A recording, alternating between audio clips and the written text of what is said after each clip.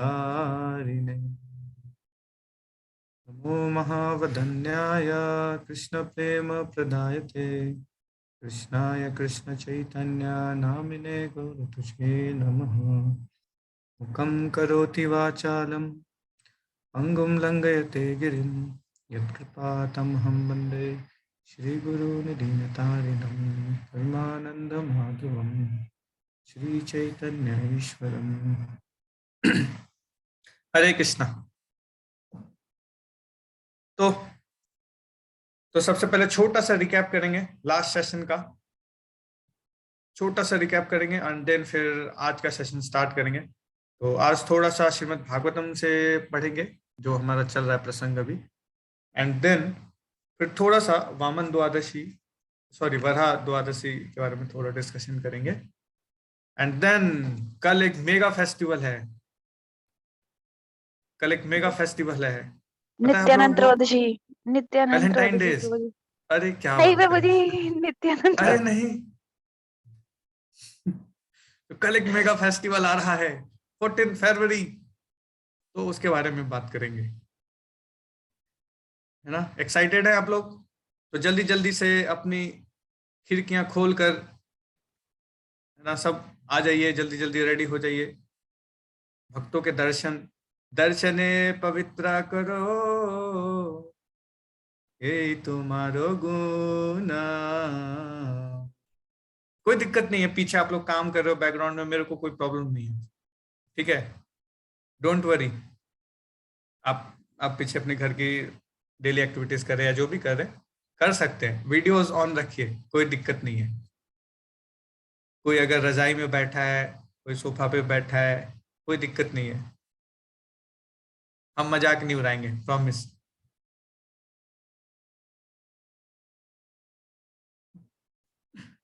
तो कल का थोड़ा सा रिकैप करते हैं। तो कौन बताएगा कल जो कि इतना सुंदर लेक्चर हुआ, तो क्या आपका टेक अवे था, पॉइंट्स बताइए। मैं भी थोड़ा आप लोगों से सुनना का इच्छुक हूँ, कौन बताएंगे? हाँ, बता रहे हैं।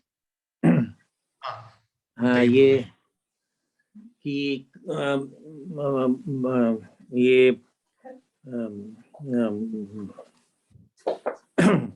नारद मुनि ने जब देखा व्यास बुद्धि बहुत दुखी हैं, विषाद है, तो कहा आपके ज्ञान में कोई कमी नहीं है। आपने महाभारत इतना बेहद ग्रंथ लिखा है, आपने छात्र के रूप में वैदिक साहित्य का अध्ययन किया है, आपने वेदांत सूत्र लिखा है जिसको दर्शन साहित्य का वो उच्च लोक का माना जाता है, लेकिन आपने भगवान की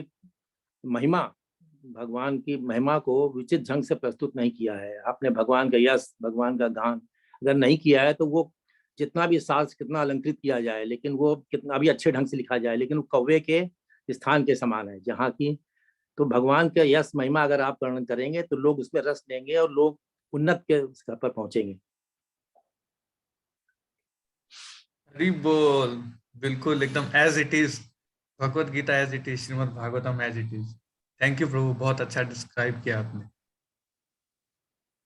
यस, इससे पता चलता है you are hearing with rapt attention, जो कि सूत गोस्वामी का क्वालिटीज जो हमने सुना था। Thank you. यस, और कोई बताना चाहेंगे? हरे कृष्णा प्रभु जी। साक्षी माता जी। यस माता जी। तो जी इसमें मेरे को जो मेन पॉइंट लगे थोड़ा वो है, फर्स्ट पॉइंट ये है कि जीव जब तक प्रश्न नहीं होता तब तक हम भगवान की सेवा नहीं करते हैं या उनका गुणगान नहीं करते हैं। और भक्ति में आगे बढ़ने के गुण बताए थे आपने, तो उत्कृष्ट और भगवान के चरण का जल, और आपने ये बताया था कि गुरु के पास हमें सिर्फ दर्शन करने के लिए नहीं जाना चाहिए, मतलब हमें उनसे क्वेश्चन करने चाहिए, प्रश्न पूछना चाहिए और उनसे कुछ श्रवण करना चाहिए कि भक्ति में हम कैसे आगे बढ़ पाए, मतलब जो भी है एनी क्वेश्चन। थैंक यू और माता जी। भक्तों में अभिमान भी नहीं होना चाहिए। अभिमान नहीं होना चाहिए। थैंक यू, प्रैक्टिकल पॉइंट्स बताया आपने, थैंक यू। और कोई? हरे कृष्णा। हाँ, ऋचा माता जी बोल रही थी। बोलिए ऋचा कृष्णा माता प्रभु जी। जी। हरे कृष्णा। हरे कृष्णा प्रभु जी। प्रभु जी, पहले तो ये था कि नारद मुनि ने उनसे बोला था कि आपने बहुत वेदों का तो बहुत लिख दिया, उनको कंपाइल अच्छे से कर दिया, बट आपने भगवान के अलौकिक लीलाओं का प्रसार नहीं किया, जिसमें सबसे ज्यादा रस है और जो भक्त लोगों को वही आनंदित करेंगी। और उसके बाद उन्होंने ये बताया था कि 4 पुरुषार्थ को प्रॉपरली एक्सप्लेन किया, काम अर्थ मोक्ष, और एक कुछ था, काम अर्थ धर्म। मोक्ष मोम। धर्म। तो ये बहुत ज्यादा एक्सप्लेन किए गए थे, इसके बारे में बहुत वर्णन था, पर उन्होंने अल्टीमेट सोल्यूशन नहीं बताया था कि अल्टीमेट सोल्यूशन भगवान की भक्ति है, उसको एक्सप्लेन नहीं किया था। और ये भी बताया गया था कि जिस जगह पे भगवान का गुणगान नहीं होता, वो कौओं के स्थान के समान था, और तीर्थ वहाँ तीर्थ तीर्थ और वहाँ पे जो परमहंस भक्त होते हैं वो नहीं जाते हैं, और उनको हाँ वो मतलब कि उनका नहीं होता। क्या बहुत बढ़िया बताया। और आज आपको ऐसा दिखेगा कि हम लोग दो बैठे अलग अलग हैं, लेकिन मैं बोलूंगा विजय प्रभु के मुख से। अचिंत्य। और ये भी बताया था कि अगर भगवान की लीलाएं जैसी मर्जी हो, अगर वो अच्छे से प्रेजेंट भी नहीं की गई हो, तो भी वो सब सर्वश्रेष्ठ है, वो सबसे ऊपर है। सॉरी प्रभु जी, बीच में म्यूट हो गया था, पता नहीं लगा मुझे। कोई बात नहीं, थैंक यू थैंक यू। तो और कोई कुछ शेयर करना चाहता है? Otherwise will start. निधि माता जी।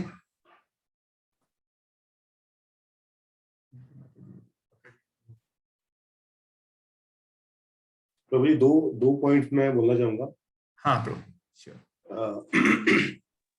कि इन द समराइज्ड व्यू के एक तो जैसे आपने बताया कि डिससेटिस्फेक्शन जो अर्जुन को थी, तो उससे बर्थ हुआ भगवत गीता, और डिससेटिस्फेक्शन ऑफ व्यासवेद जी जो थे, और उसके कारण जो बर्थ हुआ भागवतम का। हाँ यस, बहुत क्या बोलते हैं, क्रक्स पॉइंट बताया था कल राकेश ने। थैंक यू फॉर एक्सप्लेनिंग, याद दिलाने के लिए धन्यवाद आपका। तो अगर कोई प्योर डिवोटी होता है ना, वो अगर कभी टेंशन में जा रहा है, मतलब समझ लीजिए कि कुछ भगवान का प्लान है इसके पीछे, और कुछ आने वाला है, कुछ जबरदस्त आने वाला है। Yes, thank you so much प्रभु। तो ठीक है, थैंक यू सो मच। इससे पता चलता है कि आप लोग काफी रैप्ट अटेंशन के साथ सुन रहे हैं। और तो हम इस क्रम को आगे बढ़ाते हुए आज चलते हैं अगले श्लोक में। हमने 11 नंबर श्लोक तक कर लिया है, तो अब हम 12 नंबर श्लोक आज देखेंगे। बहुत ही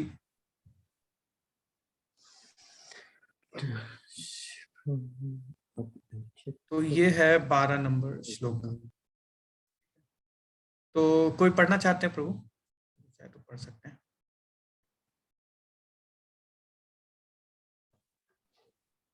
बढ़िया है प्रभु। आत्म साक्षात्कार का ज्ञान समस्त भौतिक आसक्ति से रहित होने पर भी शोभा नहीं देता। यदि वह अच्युत ईश्वर के भाव से शून्य हो, तो फिर उन सकाम कर्मों से क्या लाभ है, यदि वे श्री भगवान की भक्ति के लिए काम ना आ सके, और जो स्वभावतः प्रारंभ से ही दुखप्रद तथा क्षणिक होते हैं। तो ये श्लोक का जो है ना, बहुत ही प्रैक्टिकल श्लोक का आके बता रहे हैं। अभी तक तो उन्होंने डिफेक्ट्स बताए, है ना, तो डिफेक्ट्स बताने के क्रम में ये एक और एस्पेक्ट है जो कि दूसरे ग्रंथों में मिसिंग है ना, उसका वर्णन कर रहे हैं। तो नारद मुनि क्या कर रहे हैं ना, एक एक करके श्रील व्यासदेव ने जितने ग्रंथ लिखे हैं उनको होलसेल में रिजेक्ट कर रहे हैं। होलसेल जितने ग्रंथ लिखे अब तक, है ना, इतना मेहनत किया, इतना सेवा किया, और क्या कर रहे हो, होलसेल में सबको रिजेक्ट कर रहे हैं। तो इसी के क्रम में अभी एक और डिस्क्रिप्शन आ रहा है, और जो कि ना हमारे डे टू डे लाइफ में भी ये डिस्क्रिप्शन बहुत ही महत्वपूर्ण रखता है। तो यहाँ पे क्या बात हो रहा है, निष्कर्म्य अपि अच्युत भावम वर्जितम। तो जो आत्म साक्षात्कार का ज्ञान है, और वो ना अगर अच्युत के भाव, अच्युत कौन है? कृष्ण भगवान। भगवान कृष्ण। हाँ, है ना, भगवान कृष्ण जो अच्युत है, अच्युत मतलब ही इज इनफॉलेबल, वो कभी मिस्टेक्स नहीं करते। ऐसे हैं भगवान, और हम उसके उल्टे। अच्युत, वी आर च्युत, we have tendency to do mistakes. जैसे 4 डिफेक्ट्स हमने पढ़े थे, 4 डिफेक्ट्स याद है किसी को? 2 याद है प्रभु जी। बताओ। हमारी इंद्रियां पूर्ण है और हमारे में टेंडेंसी है मिस्टेक करने की, फिर भ्रम क्रिएट होता है, इल्यूजन, और उससे छुपाते हैं, कुछ ऐसा था लास्ट वाला। Cheating mentality, cheating Cheating. Propensity. 4 defects हैं हमारे अंदर। क्या कि हमारी इंद्रियां अपूर्ण है, इसके कारण क्या होता है, हम भ्रमित होते हैं, और भ्रमित होने के कारण क्या होता है, हम मिस्टेक्स करते हैं, जनरली मिस्टेक्स करते हैं, और फिर क्या करते हैं, अब मिस्टेक कर दिया तो क्या करेंगे, उसको छुपाते हैं, तो चीटिंग टेंडेंसी। तो हमारे अंदर ये 4 डिफेक्ट्स है, लेकिन भगवान के अंदर नहीं है। भगवान क्या है, बिल्कुल perfect. Krishna is all perfect, इसलिए भगवान से जो नॉलेज आता है ना, वो भी क्या है, ऑल परफेक्ट, परफेक्ट नॉलेज है। आप देखिए, जो नॉलेज हम क्रिएट करते हैं, है ना, जो गूगल आचार्य के द्वारा आता है नॉलेज, तो that knowledge is not perfect. इसमें क्या चांसेस रहती हैं, अपडेट किया जाता है नॉलेज को बीच बीच में, है ना। क्या आता है, जैसे कि अगर कोई बिल पास होता है तो उसमें क्या आता है, अमेंडमेंट्स आते हैं, डिफरेंट टाइप्स ऑफ। साइंस में भी अपडेट्स आते हैं। कल को एटॉमिक थ्योरी बताई गई, है ना, तो बताया क्या कि जो एटम्स हैं वो एक्चुअल में क्या है, एक वाटरमेलन के अंदर सीड्स के तरह है।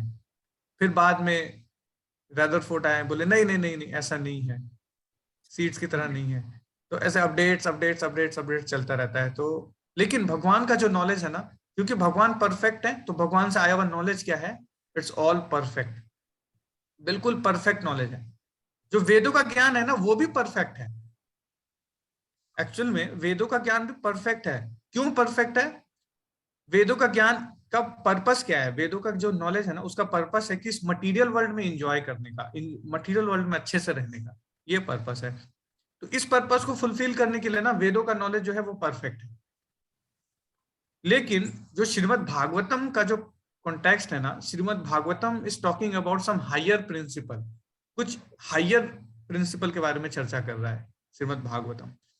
तो इस कंटेक्स्ट में ना, नारद मुनि क्या कर रहे हैं, होलसेल में रिजेक्ट कर रहे हैं सारे चीजों को, क्योंकि बाकी जो भी नॉलेज है ना, वो क्या करने वाला है, हमें इस भौतिक संसार में फंसाने वाला है, इस भौतिक संसार में एंजॉय करने का।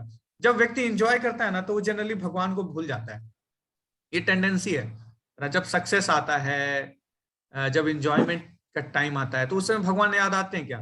सच सच बताइएगा, मेरे को तो नहीं आते, जनरली टेंडेंसी है। सुख के समय याद नहीं आते भगवान, बिल्कुल सही। दुख के समय में याद आते, दुख के समय में, हे भगवान आपने ऐसा क्यों किया मेरे साथ, भगवान ओ गॉड ये तूने क्या किया। है ना, लोग मूवियां बनाते हैं और पैसे कमाते हैं, तो लेकिन ऐसा है नहीं। तो क्या है, भगवान और भगवान से आया हुआ नॉलेज जो है ना, इट्स ऑल परफेक्ट। और श्रीमद् भागवतम जो है ना, ये जो बात करता है, ये क्या बात करता है, ये हायर प्रिंसिपल की बात, ये बात करता है कि कैसे हम ना we will get ultimate perfection of life. Ultimate perfection of life कैसे मिल सकता है, तो उसकी बात कर रहा है ना। इसीलिए क्या कर रहे हैं भगवान, नारद मुनि क्या कर रहे हैं, होलसेल में रिजेक्ट कर रहे हैं। और अब यहाँ पे क्या बोले, बहुत इंपॉर्टेंट पॉइंट है, क्या आत्म साक्षात्कार का ज्ञान वो अगर अच्युत के भाव से शून्य है तो वो भी बेकार है। अच्युत मतलब भगवान के सेंटिमेंट्स, है ना, अगर वो भगवान के सेंटिमेंट्स को फुलफिल नहीं कर रहा है तो इट इज टोटली वेस्ट। तो श्रीमद् भागवतम जो है ना, इसकी एक ये भी क्वालिटी है, क्या, it reveals the sentiments of Lord. Krishna के, भगवान के क्या सेंटिमेंट्स है ना, उसको बताता है ये श्रीमद् भागवतम, रिवील करता है। अब सोचिए कितनी बड़ी बात है। एक हस्बैंड अपनी वाइफ के सेंटिमेंट्स को नहीं समझ पाता, है ना, वाइफ अपने हस्बैंड के सेंटिमेंट्स को नहीं समझ पाती, माँ बाप बच्चे के सेंटिमेंट्स को नहीं समझ पाते। सोचिए, जो कि परिवार में जिसके साथ हम 24 आवर्स रहते हैं, जो इसको हम फिजिकली देख सकते हैं, एंड यहाँ पे कौन है, भगवान, स्वयं भगवान। उनके सेंटिमेंट्स को समझना। आप सोच सकते कि कितनी हायर बात है ये।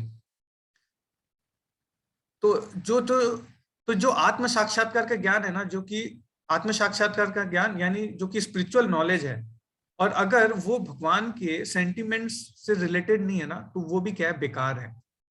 तो ऐसा हम देख सकते हैं कि बहुत सारे ऐसे लोग हैं ना जिनके पास आत्म साक्षात्कार का ज्ञान था, इवन डीमंस के पास भी आत्म साक्षात्कार का ज्ञान था। जब हिरण्याक्ष की मृत्यु हो गई, भगवान हिरण्याक्ष को मार दिया, तो हिरण्याक्ष की वाइफ जो थी ना बहुत रो रही थी, बहुत रो रही थी।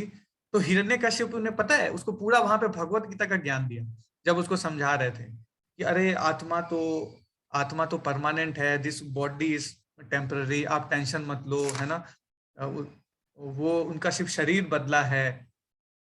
तो ये सब नॉलेज कहाँ पे अवेलेबल है? ये सब नॉलेज भगवान भगवत गीता में बताए हैं ना।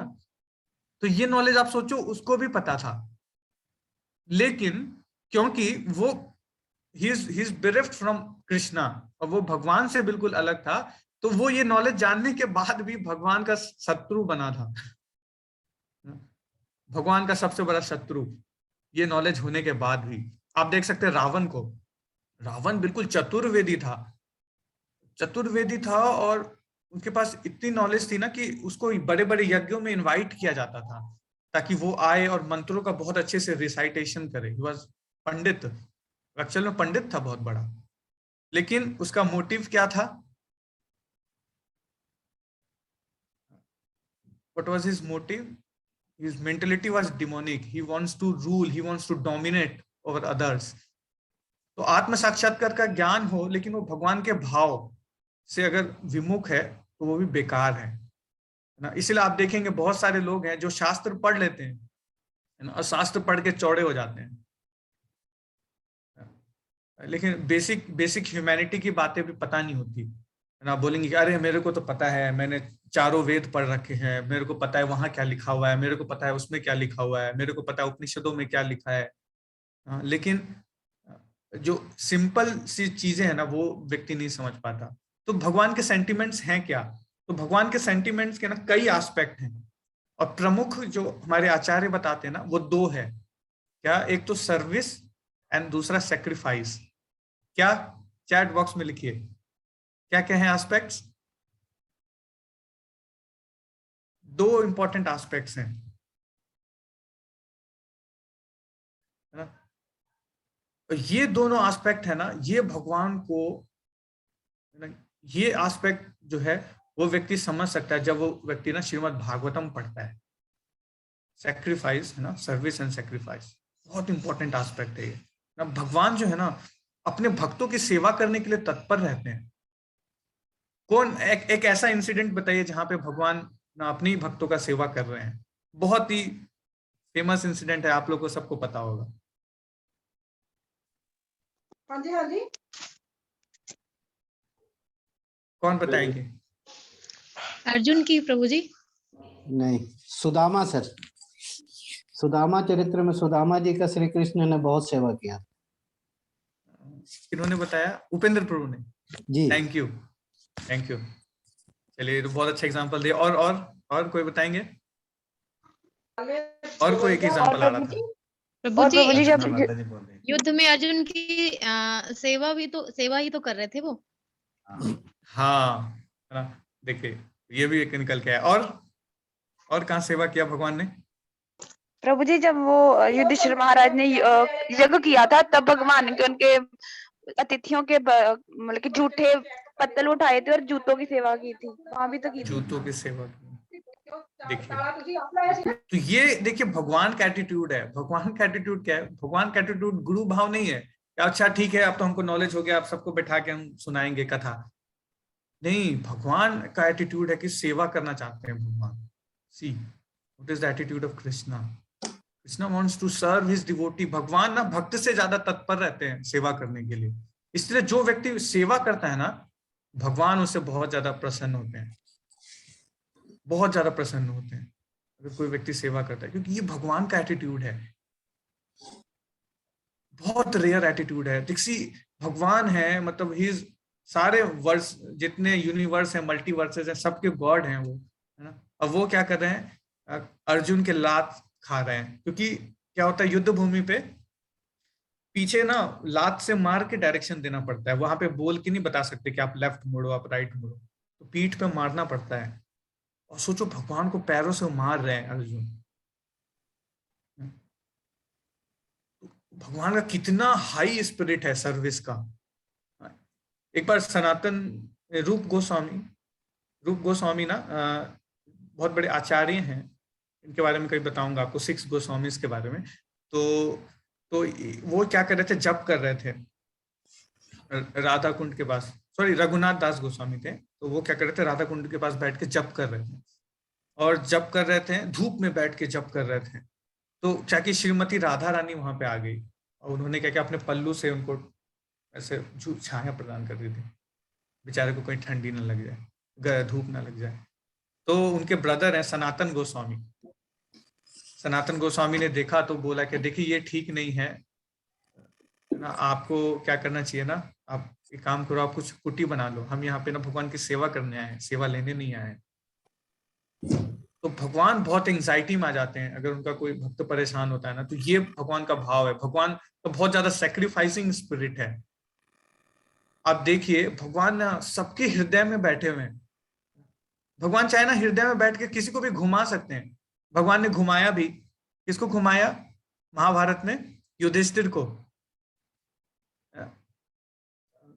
युधिष्ठिर दुर्योधन की जो मदर है गांधारी, वो बोली कि मैं अपने जितना भी शक्ति है ना वो मैं अपने पुत्र को देना चाहती हूँ। तो उन्होंने बोला क्या, पुत्र आप एक काम करो, अपना बिल्कुल नेकेड आ जाओ मेरे पास एंड में। तो वो वहां से नेकेड निकले, लेकिन भगवान ने क्या किया, वहां ट्रिक कर दिया, घुमा दिया उसको। भगवान ने बोला अरे आप क्षत्रिय हो, आप क्या ऐसे नंगे जा रहे हो, शर्म नहीं आती आपको, बच्चे हो आप छोटे से। बोले लोग केला पत्ता से एटलीस्ट कम से कम ढक लो अपने आप को थोड़ा सा, है ना। तो वो ऐसा वो ढक के वहां चला गया, उसके कारण क्या हुआ, उसके सारा बॉडी जो था वो लोह का हो गया, लेकिन उसका जो जांग वाला हिस्सा था वो नहीं हो पाया, वो नॉर्मल रह गया, क्योंकि भीम की प्रतिज्ञा थी, उसको भी पूरा करना था, भगवान को पूरा करवाना था, है ना। तो ये देखिए ये तो भगवान किसी के हृदय में बैठे हैं, सबको घुमा सकते हैं भगवान चाहे तो, लेकिन भगवान ना हमारे फ्रीडम में कभी हस्तक्षेप नहीं करते। जब तक जीवात्मा का खुद से डिजायर नहीं होगा ना कि वो भगवान का दास है, जब तक वो ये बात नहीं समझेगा कि जीवेरा स्वरूप हुए नित्य कृष्ण दास, तब तक भगवान ना हस्तक्षेप नहीं करते उसके लाइफ में, भगवान चुपचाप देखते रहते हैं। ये एक्चुअल में सैक्रिफाइस है भगवान का। आप सोचो जो व्यक्ति ऑल पावरफुल है वो चाहे तो किसी को भी ना कर सकता है ना। अगर हमारे पास अगर पावर आ जाए पूरे इंडिया को चलाने का, तो हम अपने हिसाब से रूल्स रेगुलेशन लगा सकते हैं, अपने हिसाब से चीजों को चला सकते हैं, है ना। लेकिन हम क्या कर रहे हैं, हम उनके ऊपर फ्रीडम दे रहे हैं, आई एम सैक्रिफाइसिंग।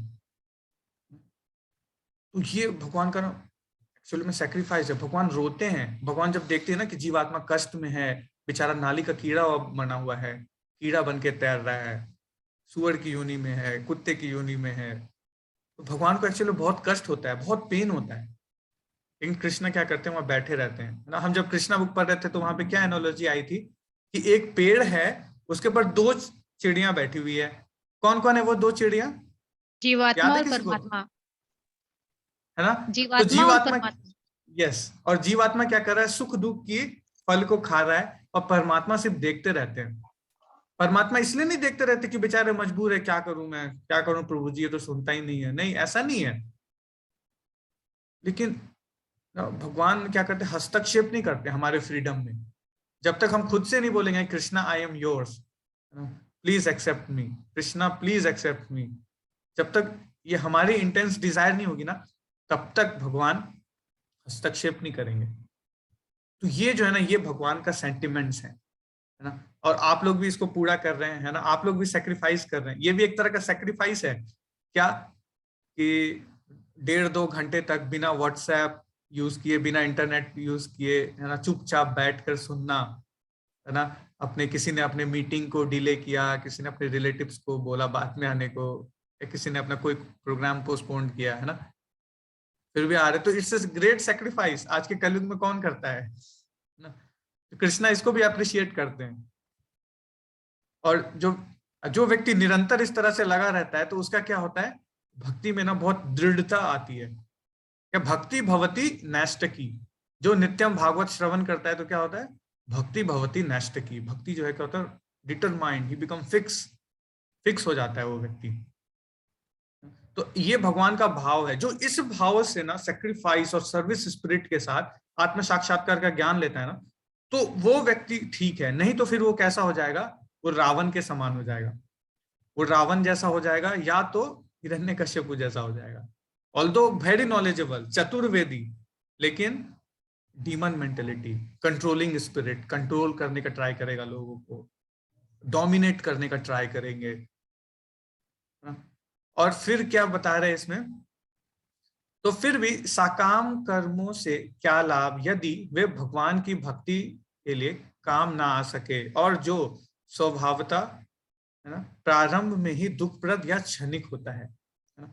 तो साकाम कर्म, अगर जो कर्म है ना ये भी अगर भगवान की सेवा में नहीं लगा है और वो साकाम कर्म है तो वो भी दुख देने वाला है। साकाम कर्म मतलब, साकाम कर्म से आप क्या समझते हैं, कोई बताएंगे? जैसे प्रभु जी कोई व्रत कर लिया, उसके बदले में कोई इच्छा मांग ली भगवान से कि मेरा ये काम कर दो तो मैं आपके लिए ये कर दूंगा, या आप मुझे जॉब दिला दो तो मैं इतना आपके लिए फास्ट कर दूंगी, ये कुछ ऐसे ऐसा काम करम।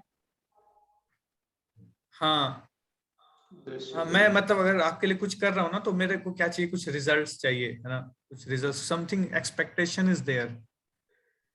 तो जब व्यक्ति ना एक्सपेक्टेशंस होता है, बहुत ज्यादा रिजल्ट ओरिएंटेड रहता है, मतलब मेरे को रिजल्ट्स चाहिए ही चाहिए, इमीडिएट रिजल्ट्स चाहिए। प्रभु जी मैं कुछ बोलना चाहती हूँ। मेरे को अभी नहीं माता जी, अभी क्लास थोड़ी देर बाद माता जी। इसी टॉपिक पर, इसी सिलसिले में अभी अच्छा, वाली, चलो बोल लो माता जी। हाँ, अभी जो ये बच्ची आपको अभी क्वेश्चन की कि हम लोग मांगते हैं, तो पहले तो वो मेरी तो आंसर दे रही थी। अच्छा, सॉरी।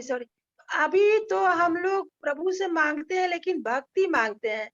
प्रभु धन उन कुछ नहीं दो लेकिन भक्ति दो, ये क्या गलत है? नहीं, यही तो अल्टीमेट है माता जी, यही मैं चर्चा कर रहा था। सब ले लो अच्छा, लेकिन अपनी भक्ति मुझे दो। हाँ सही बोल रही हैं आप, बहुत सही पकड़े हैं आप माता जी। ठीक है, तो हम क्या चर्चा कर रहे थे, यही हम चर्चा कर रहे थे अभी, है ना। तो जो साकाम कर्म है ना वो भी एक्चुअल में क्या होता है ना, बहुत ही कष्ट देने वाला होता है, अगर उसको अगर हम भगवान को अर्पित नहीं करते हैं तो। क्योंकि अगर व्यक्ति कुछ एक्सपेक्टेशन करता है ना, एक्चुअल में expectation leads to suffering only, है ना, हर चीज के पीछे एक्सपेक्टेशंस। भगवान की अगर हम भक्ति कर रहे हैं तो क्यों मेरे जीवन में कष्ट आ रहा है प्रभु, है ना, मैं पता नहीं भगवान की इतनी भक्ति कर रहे हैं लेकिन बॉस से अभी भी गाली सुनने को मिलता है ना, लेकिन अभी भी प्रमोशन नहीं हो रहा प्रभु जी, बीमारियां अभी भी आ रही है प्रभु जी। These are actually material expectations, ये सब जो है ना चीजें, ये मटीरियल एक्सपेक्टेशंस हैं, और ये जो है ना ये व्यक्ति को हमेशा सफरिंग ही देगा। इस तरह से हम एक्सपेक्टेशंस रखेंगे भगवान से। एक्चुअल में भक्तों का क्या भाव होता है ना, भक्ति इस तरह से सोचते हैं कि एक्चुअल मेरे ही कर्म हैं ऐसे, मेरे ऐसे कर्म हैं, पिछले इतने कर्म किए हैं गड़बड़, इतने घोटाले कर रखे हैं, तो वो कैसे आएगा, कभी ना कभी तो आना है उसको सामने। लेकिन भगवान इतने दयालु है ना, क्या करते वो, जो ताड़ होता है ना, ताड़ जैसा बड़ा, उसको भगवान क्या करते, तिल के समान बना करके हमारे सामने लाते, रिएक्शंस को, हमारे रिएक्शंस को, ताड़ जितने बड़े रिएक्शन को तिल के समान बना करके ले आते हैं भगवान हमारे पास। ये भगवान की क्वालिटी। तो इस तरह से व्यक्ति देख पाता है। तो एक्चुअल में कर्मों का जो स्वामी है वो कौन है, वो परम भगवान ही है। भगवान ने भगवत गीता में क्या बताया, कर्मण्यवाधिकारस्ते मा फलेषु कदाचन। आप क्या हो अर्जुन, आप सिर्फ कर्म के अधिकारी हो, आप कर्म करने के अधिकारी हो, फल पे आपका अधिकार नहीं है। आप सिर्फ क्या कर सकते हो, give your best and pray for the rest. बाकी आके के लिए आप सिर्फ प्रार्थना कर सकते हो, ये आपके हाथ में है। Pray for the rest. ऐसा भी नहीं कि लीव द रेस्ट, छोड़ दो सब, तो ठीक है जो होना है तो होगा ही, नहीं। भक्तों का भाव क्या होता है, भगवान से प्रार्थना करता है। हर एक्टिविटी के लिए भगवान से प्रार्थना करेगा, है ना। चैंटिंग हो रहा है, प्रभु जी चैंटिंग कर रहा हूँ लेकिन अभी भी माइंड कंट्रोल नहीं हो रहा है ना। इतने दिन से चैंटिंग करे, क्या फायदा, अभी भी भगवान की दिव्य लीला प्रकाशित नहीं हो रही है हृदय में प्रभु जी। तो एक्चुअल भक्तों का भाव क्या होता है, they try in front of Krishna. ATC formula है एक, एटीसी फॉर्मूला। तो ये भक्त है ना जो हमेशा फॉलो करते हैं। क्या करते हैं वो, सबसे पहला ए फॉर एडमिट।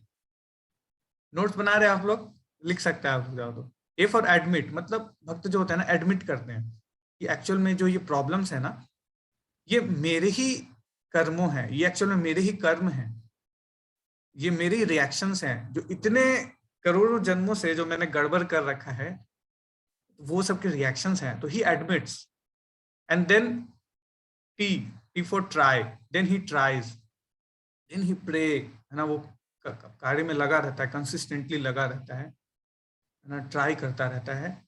और फिर क्या करता है, सी फॉर क्राई, एंड भगवान से फिर प्रार्थना करता है डीप हार्ट से कि भगवान प्लीज ना, कई जन्मों से क्या कर रहा हूं मैं, अनादि कर्मों से, मेरे में कोई गुण नहीं है भगवान, एक्चुअल में मेरी निवेदन प्लीज सुन लीजिए, मेरे अंदर कोई गुण नहीं है। प्रार्थना करता है वो, गोपीनाथ मम निवेदन सुनो, आमी विषयी दुर्जना, सदा पापे रता विषयी दुर्जना, सदा पापे रता किछु नहीं मोरा गुना।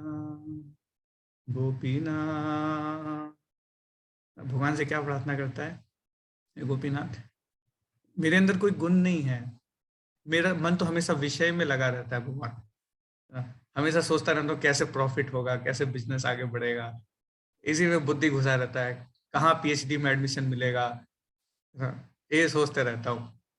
ये कभी सोचता ही नहीं हूँ कि आपकी प्रसन्नता के लिए कुछ कर पा रहा हूँ कि नहीं, प्रचार कर पा रहा हूँ कि नहीं आपके नामों का, ना आपके इंस्ट्रक्शंस को फॉलो कर पा रहा हूँ कि नहीं, ये कभी सोचते ही नहीं हूँ। मेरे अंदर कोई गुण नहीं है गोपीनाथ। तो ये भाव होता है भक्तों का। लेकिन जो साकाम कर्मी होते हैं वो क्या करेंगे, नारियल फोड़ेंगे, सुख संपत्ति घर आवे, कष्ट मिटे तन के, बोलो भाई, कष्ट मिटे तन के, क्या, जय जगदीश हरे। और अगर काम नहीं बना तो जा जगदीश घरे, जल्दी जाओ घर, नहीं चाहिए। तो ये नहीं मेंटेलिटी होता भक्तों का। भक्तों का मेंटेलिटी हो गया था, मारो भी राखो भी जो इच्छा तुम्हारा, जब मारो चाहे अपने पास रखो, है ना। आई एम योर सर्वेंट, आमी तव नित्य दास, जानो है बारा। ये भगवान इस बार मैं समझ गया हूँ कि आई एम योर सर्वेटर, मैं क्या हूँ, आपका सेवक हूँ। इस बार मैं नहीं छोड़ूंगा आपके चरण कमलों को, इस बार कस के पकड़ के रखूंगा टाइट से। आप लोग रेडी हैं कस के पकड़ के रखने के लिए? थोड़ा हैंड रेस करके बता दीजिए रेडी हैं। इस बार नहीं छोड़ने का ना, इतना अच्छा अपॉर्चुनिटी मिला है ना। शिला प्रभुपाद जैसे, है ना, आचार्य मिले हैं, शिला प्रभुपाद के जैसे ऐसा मूवमेंट मिला, इस्कॉन जैसा मूवमेंट, इतना सिस्टमैटिक, इतना ऑर्गेनाइज, है ना, सिस्टम है। अच्छा, कुछ ही लोग लग रहा है रेडी है, कुछ लोग अभी डाउट में है कि नहीं, और भी चरण कमल हैं, गवर्नमेंट के चरण कमल हैं, केजरीवाल के भी चरण कमल हैं, तो कोई बात नहीं, हाँ, है ना। तो ये भक्तों का एक्चुअल में भाव होता है। थैंक यू, मैं जानता हूँ आप सबका है भाव, कुछ अभी उठा पा रहे, कुछ नहीं उठा पा रहे, ओके। तो वही नारद मुनि ने बताया, ये डिफेक्ट है एक्चुअल में, है ना। कोई अगर ज्ञान भगवान के सेंटिमेंट्स के बिना है तो वो भी प्रॉब्लम है, अगर कोई व्यक्ति सकाम कर्म भी कर रहा है, लेकिन अगर वो उसको भगवान को नहीं समर्पित कर रहा है ना, तो उसमें भी एक्चुअल में प्रॉब्लम है। तो आपने जो अभी बताया है ना, वेदों में, महाभारत में बताया है, तो उसमें ये प्रॉब्लम है। कहीं कहीं पे ना ईमानदारी की बहुत अच्छी व्याख्या की है आपने, लेकिन ये नहीं बताया कि वो भगवान से कनेक्टेड है कि नहीं। कहीं कहीं पे आपने ना बहुत अच्छे मॉरलिटी की प्रिंसिपल्स, बहुत अच्छी अच्छी स्टोरीज बताई हैं, लेकिन वही सब स्टोरीज ही बताया, उसको भगवान से कनेक्ट नहीं किया आपने। तो ये प्रॉब्लम था वहां पे। तो व्यासदेव अब सोच रहे हैं कि तो आखिर मैं कैसे करूं, भगवान की व्याख्या आप क्या चाहते हो प्रभु, बताओ मेरे को कि कैसे मैं व्याख्या करूं। तो कोई अगर व्यक्ति पूछता है ना कुछ, तो उसको क्या करते हैं, सबसे पहले इंकरेज करते हैं। Encouragement is very important in our life, day to day life. हर एक्चुअली मटेरियल वर्ल्ड में क्या होता है, लोग आउट ऑफ एनवी एक दूसरे को डिमोटिवेट करने में लगे रहते हैं। आप लोगों के साथ ऐसा कोई इंसिडेंट हुआ है कि लोगों ने डिमोटिवेट करने का ट्राई किया हो? इवन कोई स्पिरिचुअलिटी में आ जाता है ना, व्यक्ति खुश रहता है तो लोगों को लगता है अरे कुछ ज्यादा ही खुश रहा है, कुछ ज्यादा ही खुश हो रहा है, दांत निकाल रहा है, बड़े बड़े दांते, मुस्कान, चमनिया मुस्कान। तो इससे भी लोगों को एनवी होने लगता है, खुश देख के भी लोगों को। तो लोग टेस्ट लेते हैं कि अरे खा लो ना, क्या होगा, एक बार मीट खा के देख लो, क्या फर्क पड़ता है, क्या होगा, एक दिन लहसुन प्याज खा भी लिया, भगवान थोड़ी बुरा मान जाते हैं।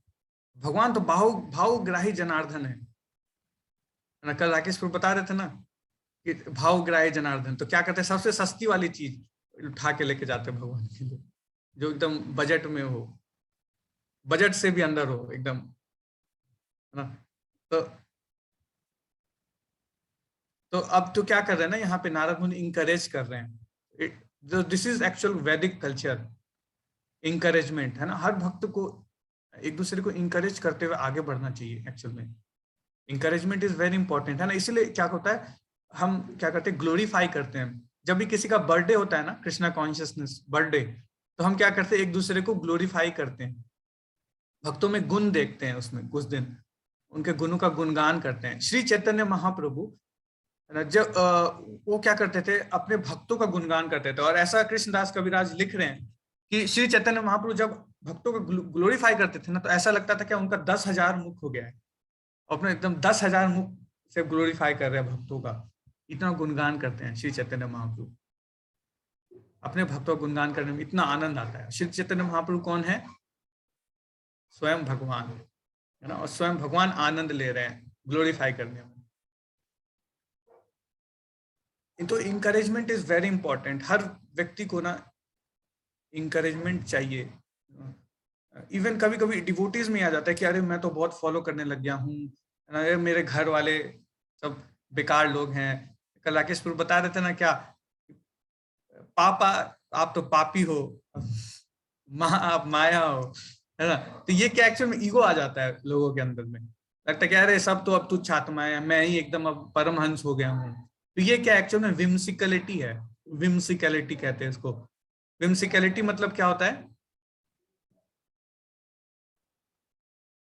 प्रभुपाद यूज करते हैं ये टर्म बहुत ज्यादा, विम्सिकल बिहेवियर,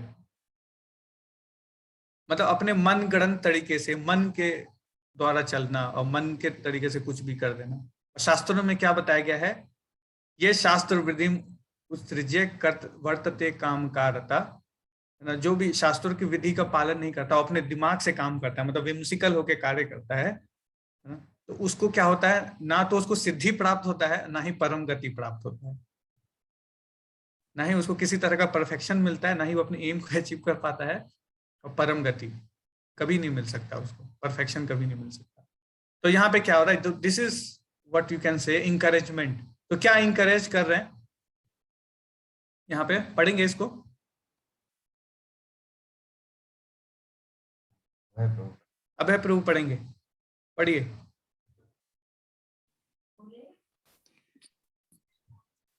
हे व्यासदेव, तुम्हारी दृष्टि सभी तरह से पूर्ण है, तुम्हारी उत्तम ख्याति निष्कलुष है, तुम्हें अपने व्रत में दृढ़ हो, तुम अपने व्रत में दृढ़ हो और सत्य में स्थित हो, अतएव तुम समस्त लोगों को भौतिक बंधन से मुक्त दिलाने के लिए भगवान की लीलाओं के विषय में समाधि के द्वारा चिंतन कर सकते हो।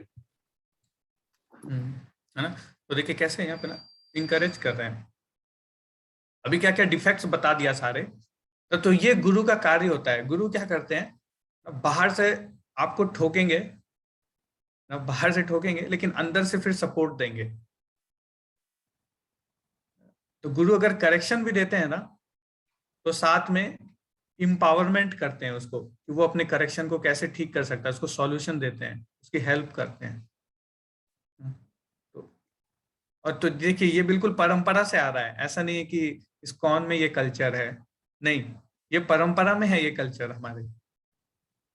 और इसी परंपरा को इस्कॉन फॉलो करता है। इसीलिए आप कह सकते हो कि ISKCON is following scriptures as it is. इससे आप इस्कॉन की प्रामाणिकता को समझ सकते हो। तो यहाँ पे क्या कर रहे हैं, पहले तो बहुत सारे डिफेक्ट्स बताएं, अब क्या कर रहे हैं, श्रील व्यास देव को इंकरेज कर रहे हैं। और ये इंकरेजमेंट ऐसा नहीं कि नकली है, नहीं, या जैसे छोटे बच्चे को करते, अरे कोई बात नहीं, तू कोई बात नहीं, क्या हो गया, नहीं, ऐसा नहीं, फुसला रहे हैं, नहीं, ये उनकी सच में क्वालिटीज हैं। क्या क्या क्वालिटीज हैं, चलिए एक एक करके हम इसको समझते हैं। तो क्या है, तुम्हारी दृष्टि सभी प्रकार से पूर्ण है, मतलब यू आर परफेक्ट। आपके विजन जो है ना वो बिल्कुल परफेक्ट है। कैसे परफेक्ट है, तो हम भी इसको समझ सकते हैं कैसे।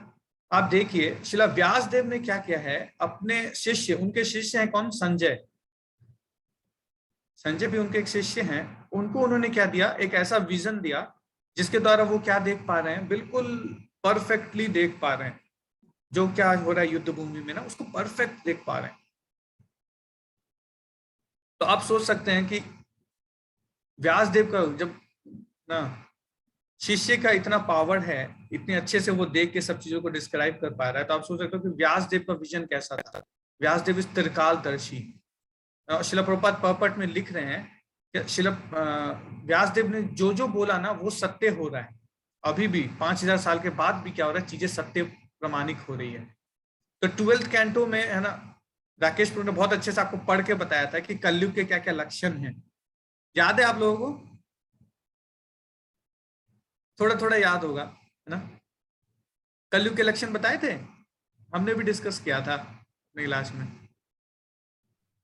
आप देखिए कि कितना बिल्कुल सिमिलरिटीज हैं उसके कथन में और अभी के प्रैक्टिकल लाइफ में, आप डे टू डे लाइफ में देख सकते हैं। क्या क्या था उसमें कि स्त्री पुरुष बिना विवाह किए साथ में रहने लग जाएंगे, है ना। उसी व्यक्ति को पावरफुल माना जाएगा जो कि क्या करता है, जिसके पास पैसा है, टका, उसको माना जाएगा हाँ इसके अंदर सारी क्वालिटीज हैं, जिसके पास पैसा है। तो आप देखो वो सब चीज बिल्कुल हो रहा है। 3rd कैंटो में एम्ब्रायोलॉजी आएगी।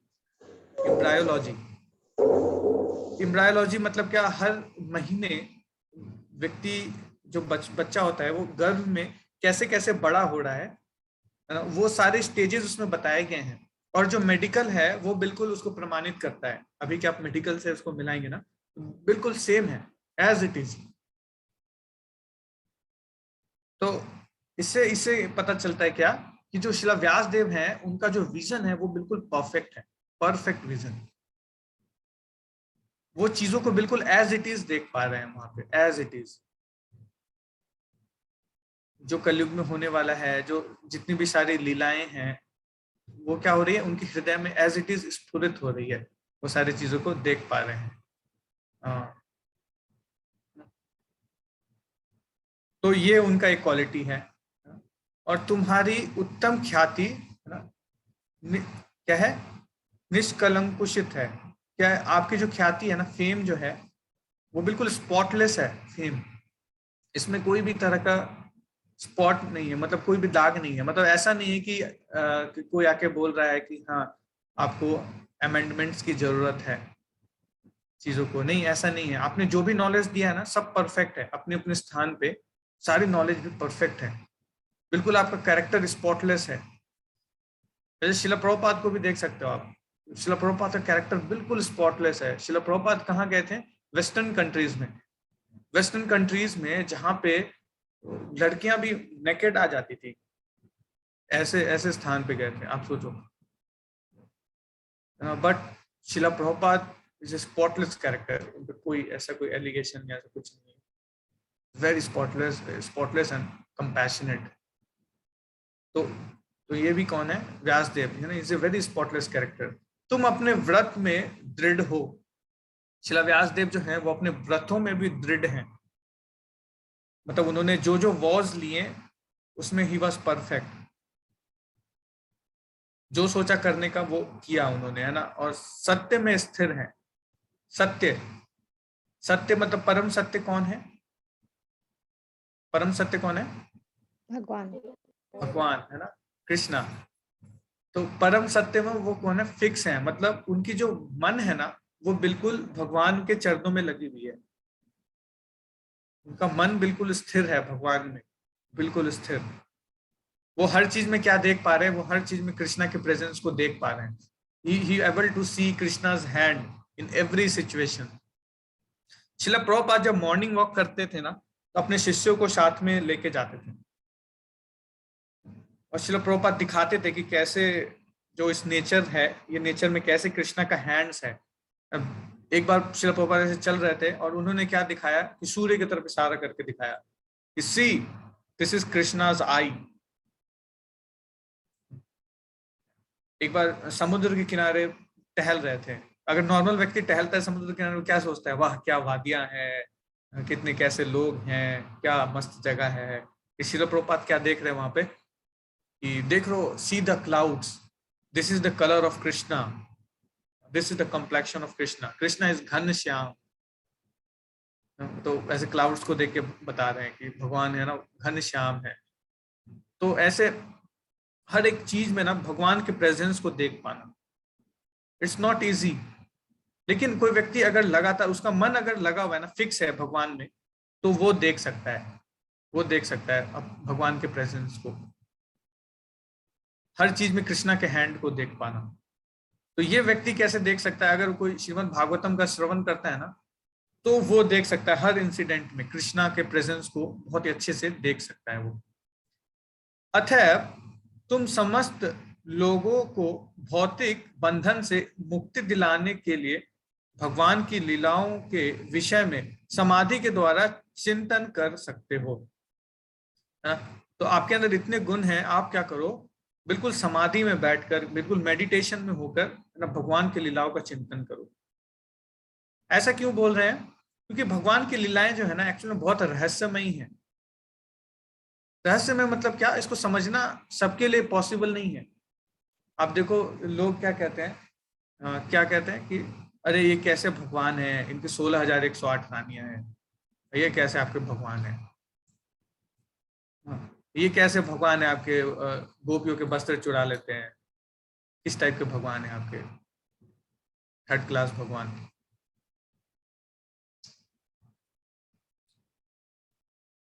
है ना। तो भगवान जो है ना, भगवान की एक्टिविटीज को समझना आसान नहीं है। भगवान रन छोड़ के भाग जाते हैं। बताओ ये कोई बात है? अगर कोई व्यक्ति रन छोड़ के भाग जाए तो उसको क्या कहेगा लोग? लड़ाई के मैदान छोड़ के कोई भाग जाए तो कितनी बुरी बात है ये। लेकिन वो भी करते तो भगवान ग्लोरीफाइड होते हैं। भगवान माखन चुरा रहे हैं, सब उल्टे काम। भगवान कृष्ण के जो कार्य है ना सब उल्टे। लेकिन तो इसीलिए क्या करो, आप ना बिल्कुल मेडिटेशन में बैठ के इन रहस्यमय लीलाओं का क्या करो, मेडिटेट करो और इसका वर्णन करो। आप कर सकते हो वर्णन, क्योंकि आप में अंदर ये सारी क्वालिटीज हैं। तो आप क्या कर सकते हो, भगवान की लीलाओं का वर्णन कर सकते हो अच्छी तरीके से। ठीक है, तो ये था, आज हमने 2 श्लोक लिए श्रीमद् भागवतम पे। तो अब हम थोड़ा सा चर्चा करते हैं कि आज क्या है। वर्हा द्वादशी है। वर्हा अवतार के बारे में पता है आपको? कैसे दिखते हैं? वर्हा का फॉर्म कैसा है भगवान का? वर्हा का फॉर्म कोई ऐसा व्यक्ति बताइए जो नहीं बोले हैं, जिनको लगता है मेरे को बोलना चाहिए। कोई और बोलिए। आप नहीं, और कोई? शारदा माता जी बताइए। माता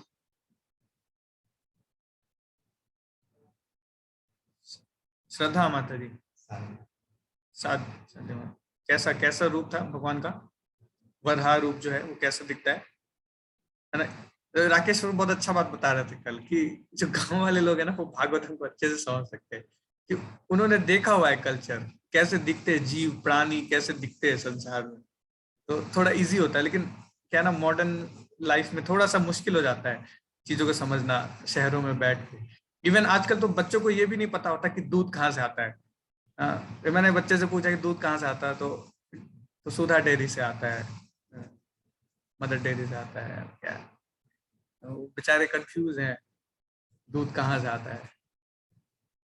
तो ये थोड़ा सा दिक्कत है ना? लेकिन तो जैसे वरा है ना, वड़ा क्या, तो शुकर के तरह दिखता है और उसके 2 टस्क निकले होते हैं बाहर, टस्क यू कैन से, दांत निकले होते हैं चांद की आकृति में, चांद की आकृति में 2 दांत निकले होते हैं। तो वैसा भगवान का रूप था और भगवान ने ये रूप धारण किया। केशवधृता शुकर रूप जय जगदीश हरे, जय जगदीश हरे, जय जगदीश हरे।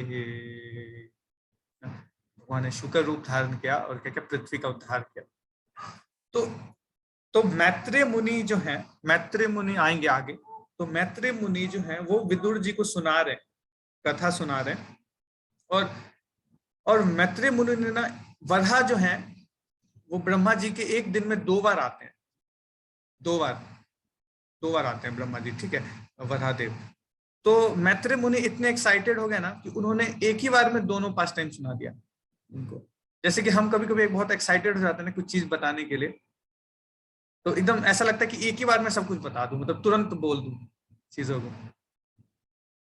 तो मैत्रेय मुनि भगवान पास टाइम इतना रिलीज कर रहे थे, उन्होंने क्या किया, एक ही बार में दोनों पास टाइम सुना दिया। तो एक्चुअल में 2 पास टाइम्स है वहां पे जो कि भागवतम में मेंशन है। तो क्या क्या है, तो सबसे पहले क्या ना, सबसे पहला मन्वंतर में, फर्स्ट मन्वंतर में जिसमें पहले मनु आते हैं, तो उसमें क्या होता है, अभी पहला मन्वंतर स्टार्ट हो रहा है, मतलब ब्रह्मा जी का अभी दिन अभी स्टार्ट ही हुआ है, डे टाइम, मॉर्निंग हुआ है, गुड मॉर्निंग हुआ है। तो क्या होता है, डिस्ट्रक्शन होता है ब्रह्मा जी के नाइट में, डिस्ट्रक्शन होता है मटेरियल वर्ल्ड का, और जैसे ही सुबह होता है ना फिर कंस्ट्रक्शन स्टार्ट करते हैं। तो अभी क्या था कि ब्रह्मा जी जो थे वो बहुत ही टेंशन में थे कि ब्रह्मा जी ने पहले क्या किया, 4 कुमार को उत्पन्न किया, 4 कुमार, छोटे छोटे बच्चे थे 4 कुमार।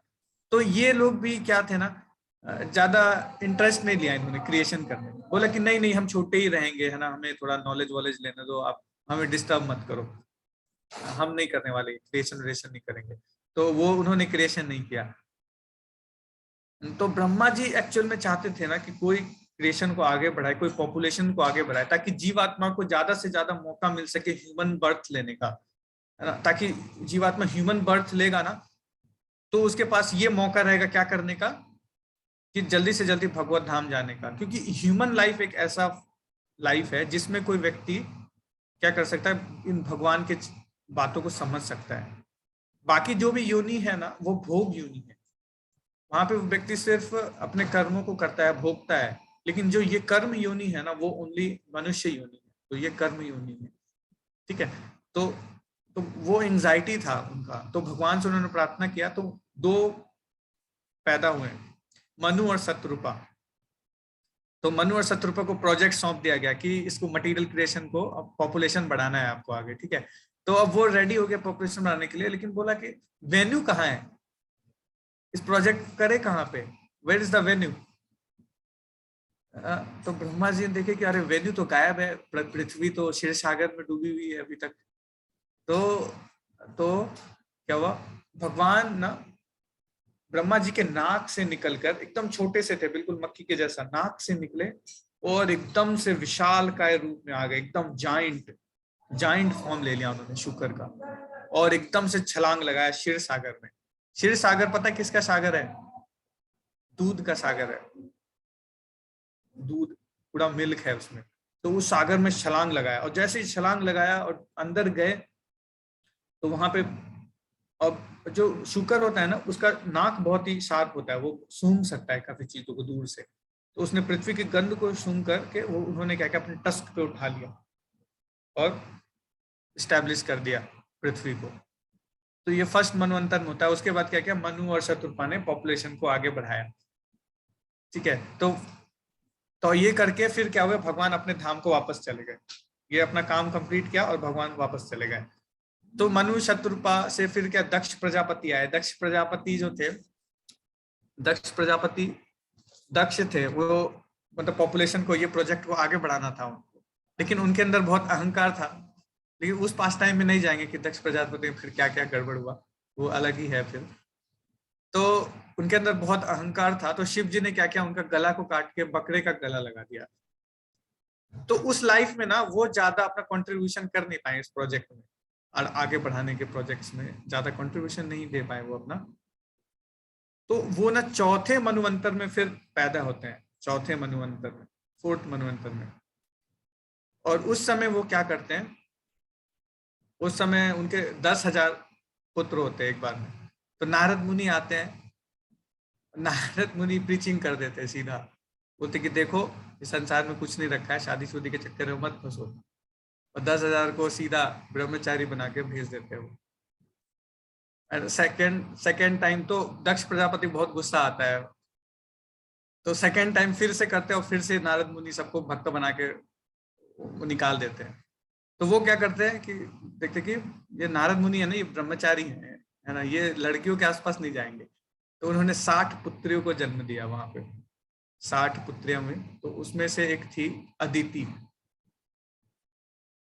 तो अदिति के गर्भ से, अदिति के गर्भ से सारे जो राक्षस है ना ये प्रकट होते हैं। तो कौन आए, हिरण्यकश्यप और हिरण्याक्ष प्रकट हुए वहां से। ये जो थे ना बहुत खतरनाक, एकदम टेररिस्ट, खतरनाक टेररिस्ट। अभी के अलकायदा फलकायदा कोई काम के नहीं आएंगे, सब इनके सामने एकदम टेटे पेटे हैं, एकदम बच्चे, छोटे मोटे बच्चे, अलकायदा फलकायदा। तो वो एकदम खतरनाक टेररिस्ट के रूप में दोनों निकले, एकदम उन्होंने आतंक मचा दिया।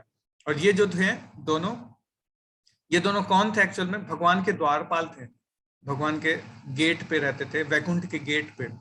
तो 4 कुमार ना एक बार वैसे घूमने के लिए आ रहे थे, भगवान से मिलना था, उनका मीटिंग था। तो गए, तो बोले अरे छोटे छोटे 4 बच्चे नंगू पंगू से क्या करने आ गए यहाँ पे। बोले बच्चे लोग चलो जाओ, खेलने की जगह नहीं है, यहाँ भगवान रहते हैं, चलो जाओ यहाँ से। कपड़ा वपड़े भी पहने नहीं है, पता नहीं कहाँ से आ गए। तो बोले 4 कुमार मतलब वो क्या है, चारों वेदों के ज्ञाता, सब खतरनाक स्कॉलर, 100% मॉर्निंग प्रोग्राम उनका, एकदम 100% morning programme, 16 round chanting, following 4 regulatory principle, taking prasadam daily. अरे मेरे को कैसे बोल दिया ऐसा। तो जैसे ही बोला है ना, तो उन्होंने शाप दे दिया उनको कि तुम लोग को ना राक्षस बनना पड़ेगा। और ना तो ये एक कारण था कि जय विजय था उनका नाम, जय विजय को हिरण्यकश्यप हिरण्याक्ष बनना पड़ा। लेकिन एक ना इसका इंटरनल रीजन भी है।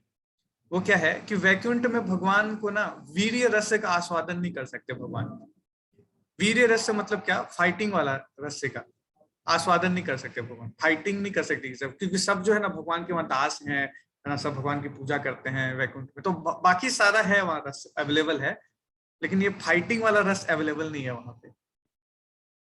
तो भगवान ये भी करना चाहते थे, फाइटिंग रस का आस्वादन करना चाहते थे। तो ये तो अब कौन पूरा करेगा, भगवान का जो डिजायर है वो भगवान का भक्ति पूरा करता है ना। तो जय विजय ने इसको पूरा किया इस तरह से। तो ये भी एक एस्पेक्ट है। तो जय विजय प्रकट हो गए, एकदम खतरनाक दोनों टेररिस्ट। तो टेरर मचा दिया इन्होंने, एकदम आतंक फैला दिया, एकदम गन वन AK-47 लेके घुस गए एकदम सबके इधर, गोलियां चलाने लगे, सबको यज्ञ वज्ञ बंद करवा दिया जाए, बंद करो यज्ञ वज्ञ, कौन है ये विष्णु, इसको तो छोड़ूंगा नहीं मैं। हिरण्याक्ष जो था ना इतना पावरफुल था कि सारे देवी देवता उससे तुम खौफ खाते थे।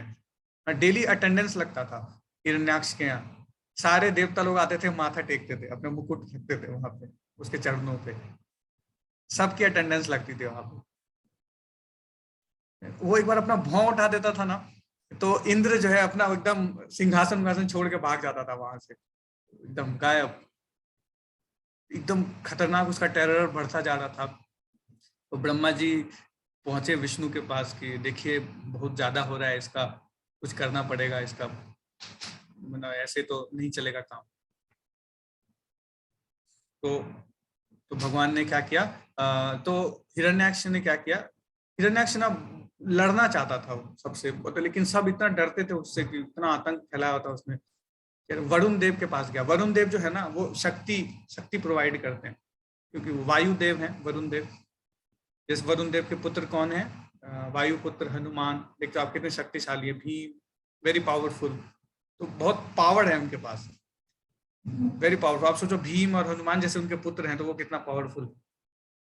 तो है ना, तो गया हिरण्याक्ष उनके पास, बोला प्लीज मेरे से फाइट करो ना, प्लीज आप मेरे से लड़ो ना एक बार, मैं एक बार लड़ना चाहता हूँ किसी से। बोलता है अरे मैं बूढ़ा हो गया, मैं क्या लड़ूंगा आपसे, जाओ आप मेरे नहीं नहीं प्लीज आप फाइट करो। जैसे जैसे छोटा बच्चा होता है ना, जिद करता है लॉलीपॉप के लिए करके, तो वो बोलता है फाइट करो ना, प्लीज फाइट करो मेरे साथ। तो वैसे वो जिद करने लगा। तो बोला देखो मैं नहीं फाइट कर सकता, लेकिन एक व्यक्ति है जो आपसे फाइट कर सकता है। कौन कौन कौन है वो व्यक्ति जो फाइट कर सकता है? तो वो है विष्णु। विष्णु आपसे फाइट कर सकते हैं। बोला अरे वो तो मेरा जानी दुश्मन है, बताओ उसका एड्रेस कहाँ है, मैं उसको अभी बताता हूँ उसको कहाँ है विष्णु, उसको तो छोड़ूंगा नहीं मैं। तो वो एकदम फाइट करने के लिए उतारू। तो उसने क्या किया, पृथ्वी को ही क्षीर सागर में घुसा दिया अंदर। तो भगवान ने ब्रह्मा जी के प्रार्थना पे वो एकदम प्रकट हुए वराह के रूप में, और एकदम डाइव मार के फिर से निकाला पृथ्वी को। तो हिरण्याक्ष वहां खड़ा था इस टाइम में। पिछले टाइम में हिरण्याक्ष नहीं था, वो तो उठा दिया और चले गए वो सीधा। इस बार उठाया तो हिरण्याक्ष उधर से ललकारा भगवान को। वो समझ गया कि ये विष्णु है और विष्णु के अलावा तो कोई और हो नहीं सकता, इतना मायावी, इतना विराट शरीर वाला, और तो कोई हो नहीं सकता। तो बोला कि ए विष्णु इधर देख, मैं खड़ा हूं तुम्हारा शत्रु। एकदम पूरा आंख बबूला होके। और भगवान ने क्या क्या पता है, भगवान ने सीधा इग्नोर कर दिया।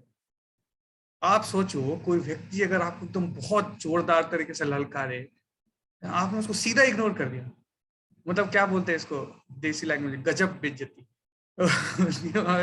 तो गजब वाली बेइज्जती हो गई उसकी। वो बेचारा एकदम सन्न हो गया, फिर से ललकारा कि ए विष्णु इधर देखो, मैं आप तुम्हारी हिम्मत कैसे हुई, आपने धरती को निकाला वहां से, अभी मैं तुमको मजा चखाता हूँ। बहुत हीरो समझते हो अपने आप को। तो फिर भी भगवान ने इग्नोर कर दिया, फिर भी भगवान नहीं देखे उसकी तरफ। तो तीसरी बार वो एकदम गालियां देना चालू कर दिया, एकदम गाली गलौज को उताराया वो। तो फिर भगवान ना उसकी तरफ मुड़े, बोले हाँ बताओ क्या क्या प्रॉब्लम है तुमको, क्यों इतना परेशान कर रहे हो सबको। तो गुस्सा में आया, बोला मैं युद्ध करना चाहता हूँ तुमसे, तो बताओ कैसे युद्ध करोगे। तो वो गदा युद्ध के लिए, गदा युद्ध में बहुत पारंगत था, तो गदा युद्ध कर रहा है वो भगवान से। बहुत तेज वेग से एकदम गदा फेंका भगवान की तरफ। भगवान क्या किया, हल्का सा मुड़े और गदा साइड से निकल गया। फिर गदा गिर गया तो भगवान बोलते उठा लो, गदा उठा लो। जैसे छोटा बच्चा होता है ना, वो क्या कहता है अपने पिताजी के साथ फाइट करता है, बोलेगा पिताजी अभी मारता हूँ आपको, है ना, ये बॉक्सिंग मारा, ये भीषुम। तो पापा कैसे करते हैं, ओ अच्छा मेरे को चोट लग गया। तो इसी तरह से ना वो फाइट कर रहा था भगवान से। तो वो क्या कर रहा है, कभी कभी ना भगवान को मार रहा है और भगवान गिर जा रहे। तो जैसे कैसे, जैसे एक छोटा बच्चा होता है, वो अगर है ना मारता है ऐसे पापा को, पापा मैं आपको मारने वाला हूँ विष्णु, तो पापा क्या करते, ओ बाबा रे कितना जोर से पंच मारा है, और गिर जाते। तो वैसे ही भगवान भी गिर रहे, आनंद ले रहे हैं एक्चुअली, भगवान बहुत मजा आ रहा है भगवान, है ना। तो वो एक बार भगवान को मार रहा है तो भगवान गिर जा रहे हैं ना, भगवान उसको एक बार मार रहा है, वो गिर जा रहा है, ठीक है। तो ऐसे फाइट चल रहा है, गदा से गदा टकरा रही है, एकदम पूरा भूचाल आ गया चारों तरफ ना। तो एक बार क्या होता है, मारता है ना वो इतने तेज से कि भगवान के हाथ से गदा छूट जाता है, तो सारे डेमीगॉड्स डर जाते हैं वहां पे। एक्चुअल में डेमीगॉड जो है ना, उनमें भी कुछ मटेरियल कंटामिनेशन होता है, दे आर नॉट शुद्ध भक्त।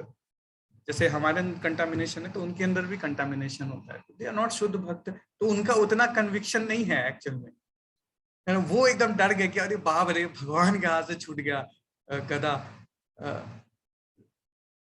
और क्या हो रहा था ना, भगवान बिल्कुल मजे ले रहे हैं, फिर भगवान ने गदा उठाया, फिर उसको मारा।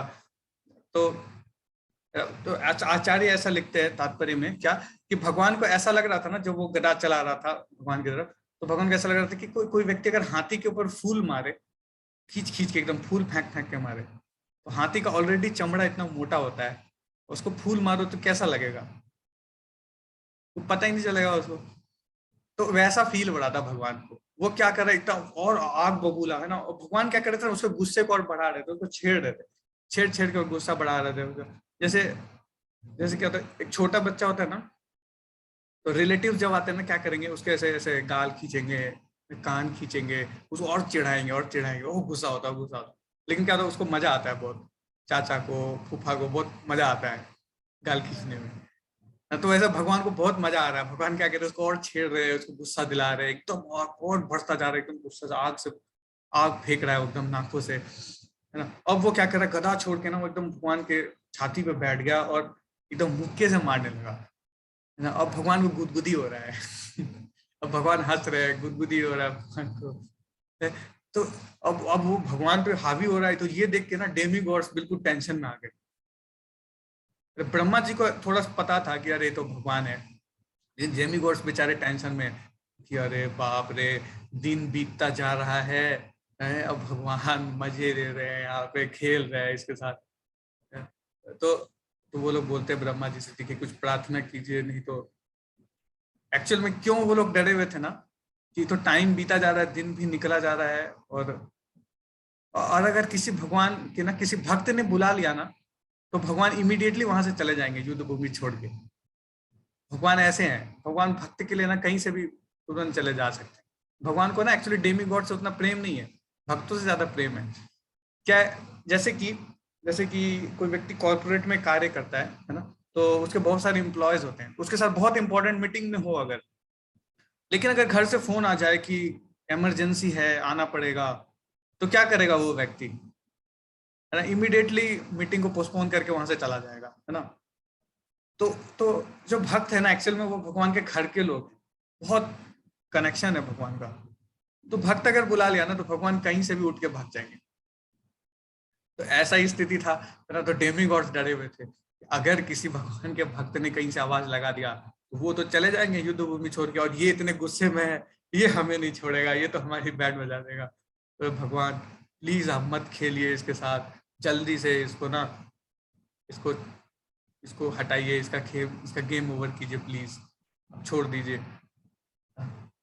भगवान ने देखा कि बेचारे सब डरे हुए, तो क्या करे, तो भगवान ने क्या किया पता है, एक थप्पड़ मारा उसको कनपट्टी में। कनपट्टी समझते हैं आप लोग, कान के नीचे ये वाला हिस्सा जो होता है ना, कनपट्टी कहते हैं, बहुत डेलिकेट। एक थप्पड़ मारा, ऐसा थप्पड़ मारा, तो वो वहां पे एकदम फेंट, एक ही थप्पड़ काफी था। अब वो हिरण्याक्ष है ना, जिसे सारे लोग खौफ खा रहे हैं। इवन आपको मैं एक इंसिडेंट बताऊंगा कि रावण एक बार ना नीचे गया था पाताल सुतल में, वहां पे बलि महाराज वहां के राजा हैं, तो वहां पे उसने बहुत बड़ा पहाड़ देखा, बहुत बड़ा पहाड़ देखा। और जब अंदर गया बलि महाराज से बात करने, तो बोला कि बाहर एक बड़ा सा पहाड़ था, तो एक्चुअली उनसे डील करने गया था कि आप मेरी हेल्प करो राम को मारने में।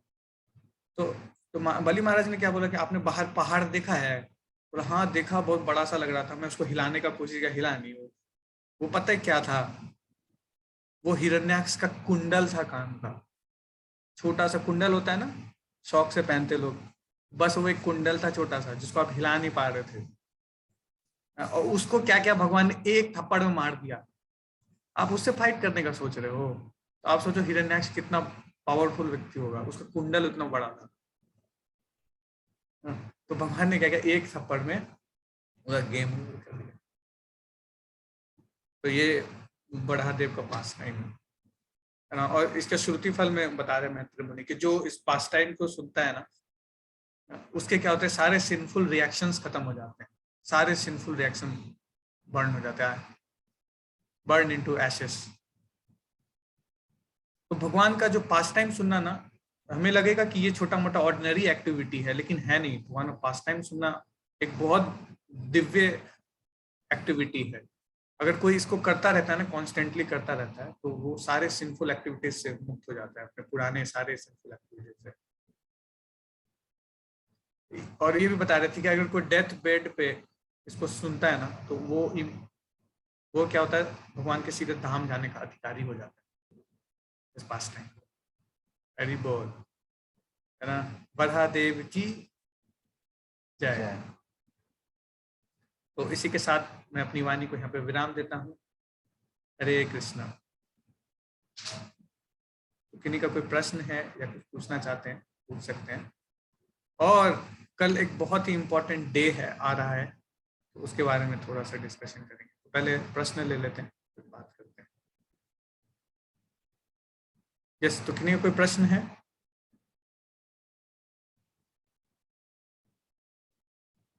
नहीं प्रभु जी, सब ठीक है, बहुत अच्छा लगा। हाँ, उपेंद्र प्रभु कुछ पूछना चाह रहे हैं। यस प्रभु। ये जो नारद मुनि जी ने, आवाज आ रही है सर जी? हाँ प्रभु, आ रही, क्लियर है। नारद मुनि जी ने व्यास देव को जिस बाबत, मतलब जो शास्त्र उन्होंने लिखा, भगवान का देव का उल्लेख नहीं था, उसमें जो एक उल्लेख आया है कि धर्म, अर्थ, काम और मोक्ष, इसका उन्होंने जो विस्तार से वर्णन किया है, तो ये धर्म, अर्थ, काम और मोक्ष को थोड़ा समझाएंगे। धर्म, अर्थ, काम, मोक्ष, ये 4 पुरुषार्थ हैं जो वेदों में बताए गए। धर्म मतलब, है ना, कोई भी व्यक्ति जब धर्म को पालन करता है, मतलब जो वेदों में लिखा गया है, जो इंस्ट्रक्शंस दिए गए हैं, जो उसका पालन करता है ना, धर्म करता है, तो उससे ना व्यक्ति को अर्थ की प्राप्ति होती है।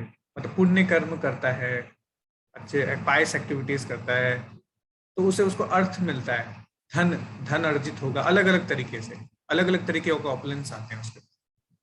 जब व्यक्ति के पास ऑपुलेंस आता है, तो जनरल टेंडेंसी है उसकी, तो वो क्या करता है, काम अपनी सेंस ग्रेटिफिकेशन में उसको यूज करता है, इंद्र तृप्ति के लिए कार्य करता है, इंद्र तृप्ति के लिए कार्य करता है। और जब वह व्यक्ति उस चीज से फ्रस्ट्रेट हो जाता है, इंद्र तृप्ति करता है, लेकिन उसको फिर भी लगता है कि यार कोई फायदा नहीं है, तो उसके लिए क्या बताया है, लिबरेशन भी बताया है। जैसे कि आप देखो महाभारत में धर्म, अर्थ, काम भी है, लेकिन लिबरेशन भी बताया। क्या, जो भगवत गीता है वो भी है उसके अंदर, मिडिल में, महाभारत के अंदर में। तो ये क्या है, मोक्ष, तो मोक्ष भी बताया है। तो ये चारों चीजें वर्णन है, लेकिन इससे क्या है, बेनिफिट नहीं है जीवात्मा को। वो क्या करेंगे, फंसे हुए रह जाएंगे इसी में, घूमते रहेंगे इसी में। फिर कभी क्या करेंगे, पुण्य करेंगे, पाप करेंगे, है ना, सेंसिटिव, फिर क्या करेंगे, जाके पुण्य कर लेंगे, है ना, कहीं जाके गंगा में स्नान कर लेंगे, बोलेंगे कि हाँ प्रभु जी, देखिए हमने गंगा में स्नान कर लिया, हम तो पवित्र हो गए, और फिर वही कार्य करेंगे। लेकिन जो पाप करने की प्रवृत्ति है ना, वो व्यक्ति के अंदर से नहीं जाएगी। ये नारद मुनि बताना चाह रहे हैं। धर्म, अर्थ, काम, मोक्ष से पाप करने की प्रवृत्ति नहीं खत्म होने वाली। वो कैसे खत्म होगी, श्रृणुताम सो कथा कृष्णा पुण्य श्रवण कीर्तनम, है ना। जब वो क्या करेंगे, भगवान के कथा का पुण्य श्रवण कीर्तन करेंगे ना, तो क्या होगा, हृदयंतो अभद्रानी विदु नदीश्व, है ना। तो हृदय के अंदर जो अभद्रानी है, जो पाप करने की प्रवृत्ति है ना, वो विनष्ट हो जाएगी। ये श्रीमद् भागवतम। ठीक है प्रभु, आई होप, थैंक यू। और कोई पूछना चाहते हैं कुछ?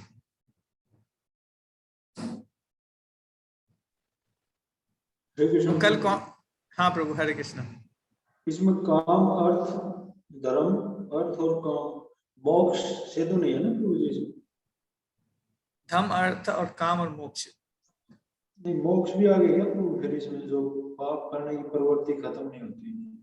हाँ मोक्ष भी आ गया। मतलब क्या करेगा ना, वो पाप करेगा और फिर क्या करेगा, कुछ पुण्य काम करने का कोशिश करेगा। तो ये सारे ना वेदों में ही दिए हुए हैं। जैसे पुण्य करना, जाके क्या करो, कपड़े बांट दो, है ना, गरीबों को खाना खिलाओ, इससे क्या होता है, आपको पायस क्रेडिट बढ़ेगा। मोक्ष के लिए व्यक्ति ये सब करते हैं। मोक्ष के लिए आप देखो, हरिद्वार जाना, ये करना, तो ये सब है उसी में। तो इससे क्या होता है, व्यक्ति इसी में फंसा रहता है, इस संसार में मुक्त नहीं हो पाता पूरी तरीके से। एक प्रभु जी वरा अवतार जो लिया है, वो तो थी, गाय माता का रूप धारण करके भगवान उनके पास गई थी, ब्रह्मा के पास। नहीं, वो तो जब कंस का अत्याचार बढ़ रहा था ना, तो गई थी गाय का रूप धारण करके। तो कंस भी है, जय विजय के ही अवतार है, उसमें गए थे वो, इसमें नहीं गए थे। इसमें ब्रह्मा जी ने प्रार्थना किया। ठीक है,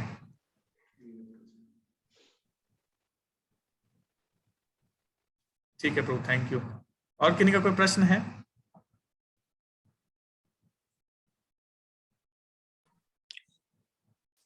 ओके, हमारे साथ यहाँ पे आशीष गुप्ता प्रभु हैं। अच्छा, इंद्रजीत लिखा प्रभु कुछ पूछना चाह रहे हैं क्या? हाँ जी, मनवंतरम आपने बताया है, वो क्या चीज है? What is manvantaram? मनवंतर, हाँ, मनवंतर जो 4 युग है ना, सत्ययुग, त्रेता, द्वापर, कलयुग, तो इन चारों का कॉम्बिनेशन को क्या कहते हैं? एक मनवंतर कहते हैं। नहीं ना, तो ऐसे ऐसे कई मनवंतर हैं। जैसे एक मनु आते हैं ना, उनके फिर ये साइकिल चलता है एक मनु के राज्य में। तो अभी जो है ना 7th मनु चल रहा है, विवस्वत मनु। अभी के जो मनु हैं दैट इज विवस्वत मनु, और उनके उनके कलयुग में हैं हम। और ये बहुत स्पेशल है कि विवस्वत मनु के कलयुग में श्री चैतन्य महाप्रभु आते हैं। बाकी कलयुगों में जो है ना वो नहीं होता, श्री चैतन्य महाप्रभु नहीं आते। ये बहुत स्पेशल है, राइट, है ना। तो we are very fortunate, we are very lucky कि अभी कौन आए हैं? श्री चैतन्य महाप्रभु।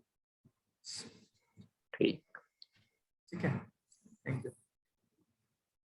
हाँ, और किन्हीं का कोई प्रश्न है? अर्चना माता जी। हरे कृष्ण प्रभु जी। हरे कृष्ण। प्रभु जी, मतलब जैसे 4 युग होते हैं, तो क्या जितनी बार सतयुग आएगा या त्रेता युग आएगा, उतनी बार, जैसे जितनी बार त्रेता युग आएगा उतनी बार राम भगवान का अवतार होगा? राम जी अवतार लेंगे? हाँ, उतनी बार लेंगे। युग अवतार कहते हैं। हर युग में ना एक अवतार होते हैं उसके, जो उस युग के धर्म को एस्टेब्लिश करते हैं।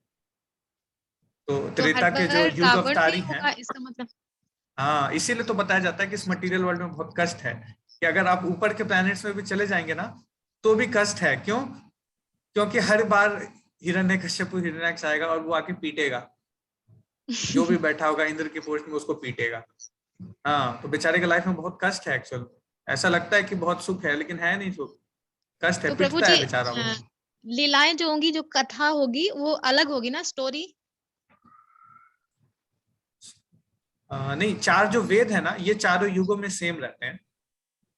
नहीं प्रभु जी, जैसे कि हमने जिस रामायण भगवान जी के बारे में सुना है, तो मतलब हर युग में, हर बार जब त्रेता युग आएगा या द्वापर आएगा, तो स्टोरीज अलग होंगी ना, लीलाएं अलग होंगी भगवान की। देखो, प्रेजेंटेशन अलग होता है जो, लेकिन मेन एक्टिविटीज है ना भगवान की, वो फिक्स होती है। प्रेजेंटेशन थोड़ा थोड़ा डिफरेंट होता है हर बार शास्त्रों का, लेकिन जो प्रिंसिपल्स है ना वो यही रहते हैं, सूत्र। समझ पा रही हैं? जैसे श्री रामचंद्र जी आते हैं तो वो आइडियल पुरुष को स्थापित करते हैं ना, कि एक आइडियल व्यक्ति कैसा होना चाहिए। तो ये प्रिंसिपल है। इसके अराउंड में स्टोरीज अलग अलग तरह से हो सकती है। इवन आप देखोगे जो हमारे पास रामायण है ना, ये एक शॉर्टर वर्जन ऑफ रामायण है। जो ब्रह्मलोक में रामायण है ना, वो इससे भी बड़ा रामायण है। वहां पे आप समझ लो कि हमारा जो रामायण है वो पॉकेट डिक्शनरी है, और जो पूरा ऑक्सफोर्ड डिक्शनरी है वो ब्रह्मलोक में है। जी प्रभु जी, हरे कृष्ण। कई चीजें हैं, थोड़ा धीरे धीरे समझ में आएंगी चीजें, है ना, तो ज्यादा टेंशन लेने का नहीं है। Thank you, nice intelligent question. Yes, Pragati माता जी। हरे कृष्णा प्रभु जी। मुझे पूछना था कि कहते हैं कलयुग में काल की अवतार आते हैं, तो ये भी भागवतम में लिखा है प्रभु जी? हाँ, 3rd चैप्टर में लिखा हुआ है, कल की विल कम। ओके, इसके बारे में चैप्टर में आप पढ़ सकते हो। ओके, तो इसका वेट करना होगा। हाँ आप, मैं तो आपको रेफरेंस भेज दूंगा पर्सनली, ठीक है, आप पढ़। ओके ओके, हरे कृष्ण प्रभु जी। कृष्णा। किरण माता जी wanted to know, ask question. और किसी का हैंड रेज है? ओके, आशीष गुप्ता प्रभु, यू कैन ऐड समथिंग, और राकेश प्रभु आपको कुछ ऐड कर सकते हैं। हरे Yes, कृष्णा प्रभु। प्रभु जी, हरे कृष्णा एवरीवन। सो प्रभु जी, मैं एक चीज ऐड करना चाहूंगा, जो आपने अभी कुछ क्लास पहले ही बोला था कि कई बार शास्त्रों को पढ़ के रिजल्ट यही निकल के आएगा कि जितनी नॉलेज है, हमारी जो समझ है, हम शायद सारी चीजों को समझ नहीं पाएंगे। और कई चीजें ऐसी होती हैं जब हम शास्त्रों को समझ नहीं पाते तो कई बार हमें डाउट होता है। तो यहाँ पे मैं रिक्वेस्ट करूंगा सभी भक्तों को कि भगवान की जो लीलाएं हैं उन पे डाउट, या कोई भी शास्त्रों का कोई भी पार्ट है अगर हमारे को समझ नहीं आ रहा, तो हमें ये नहीं सोचना कि अच्छा ये नहीं हुआ होगा या ऐसा नहीं हो सकता। ये हमारी लिमिटेशन है।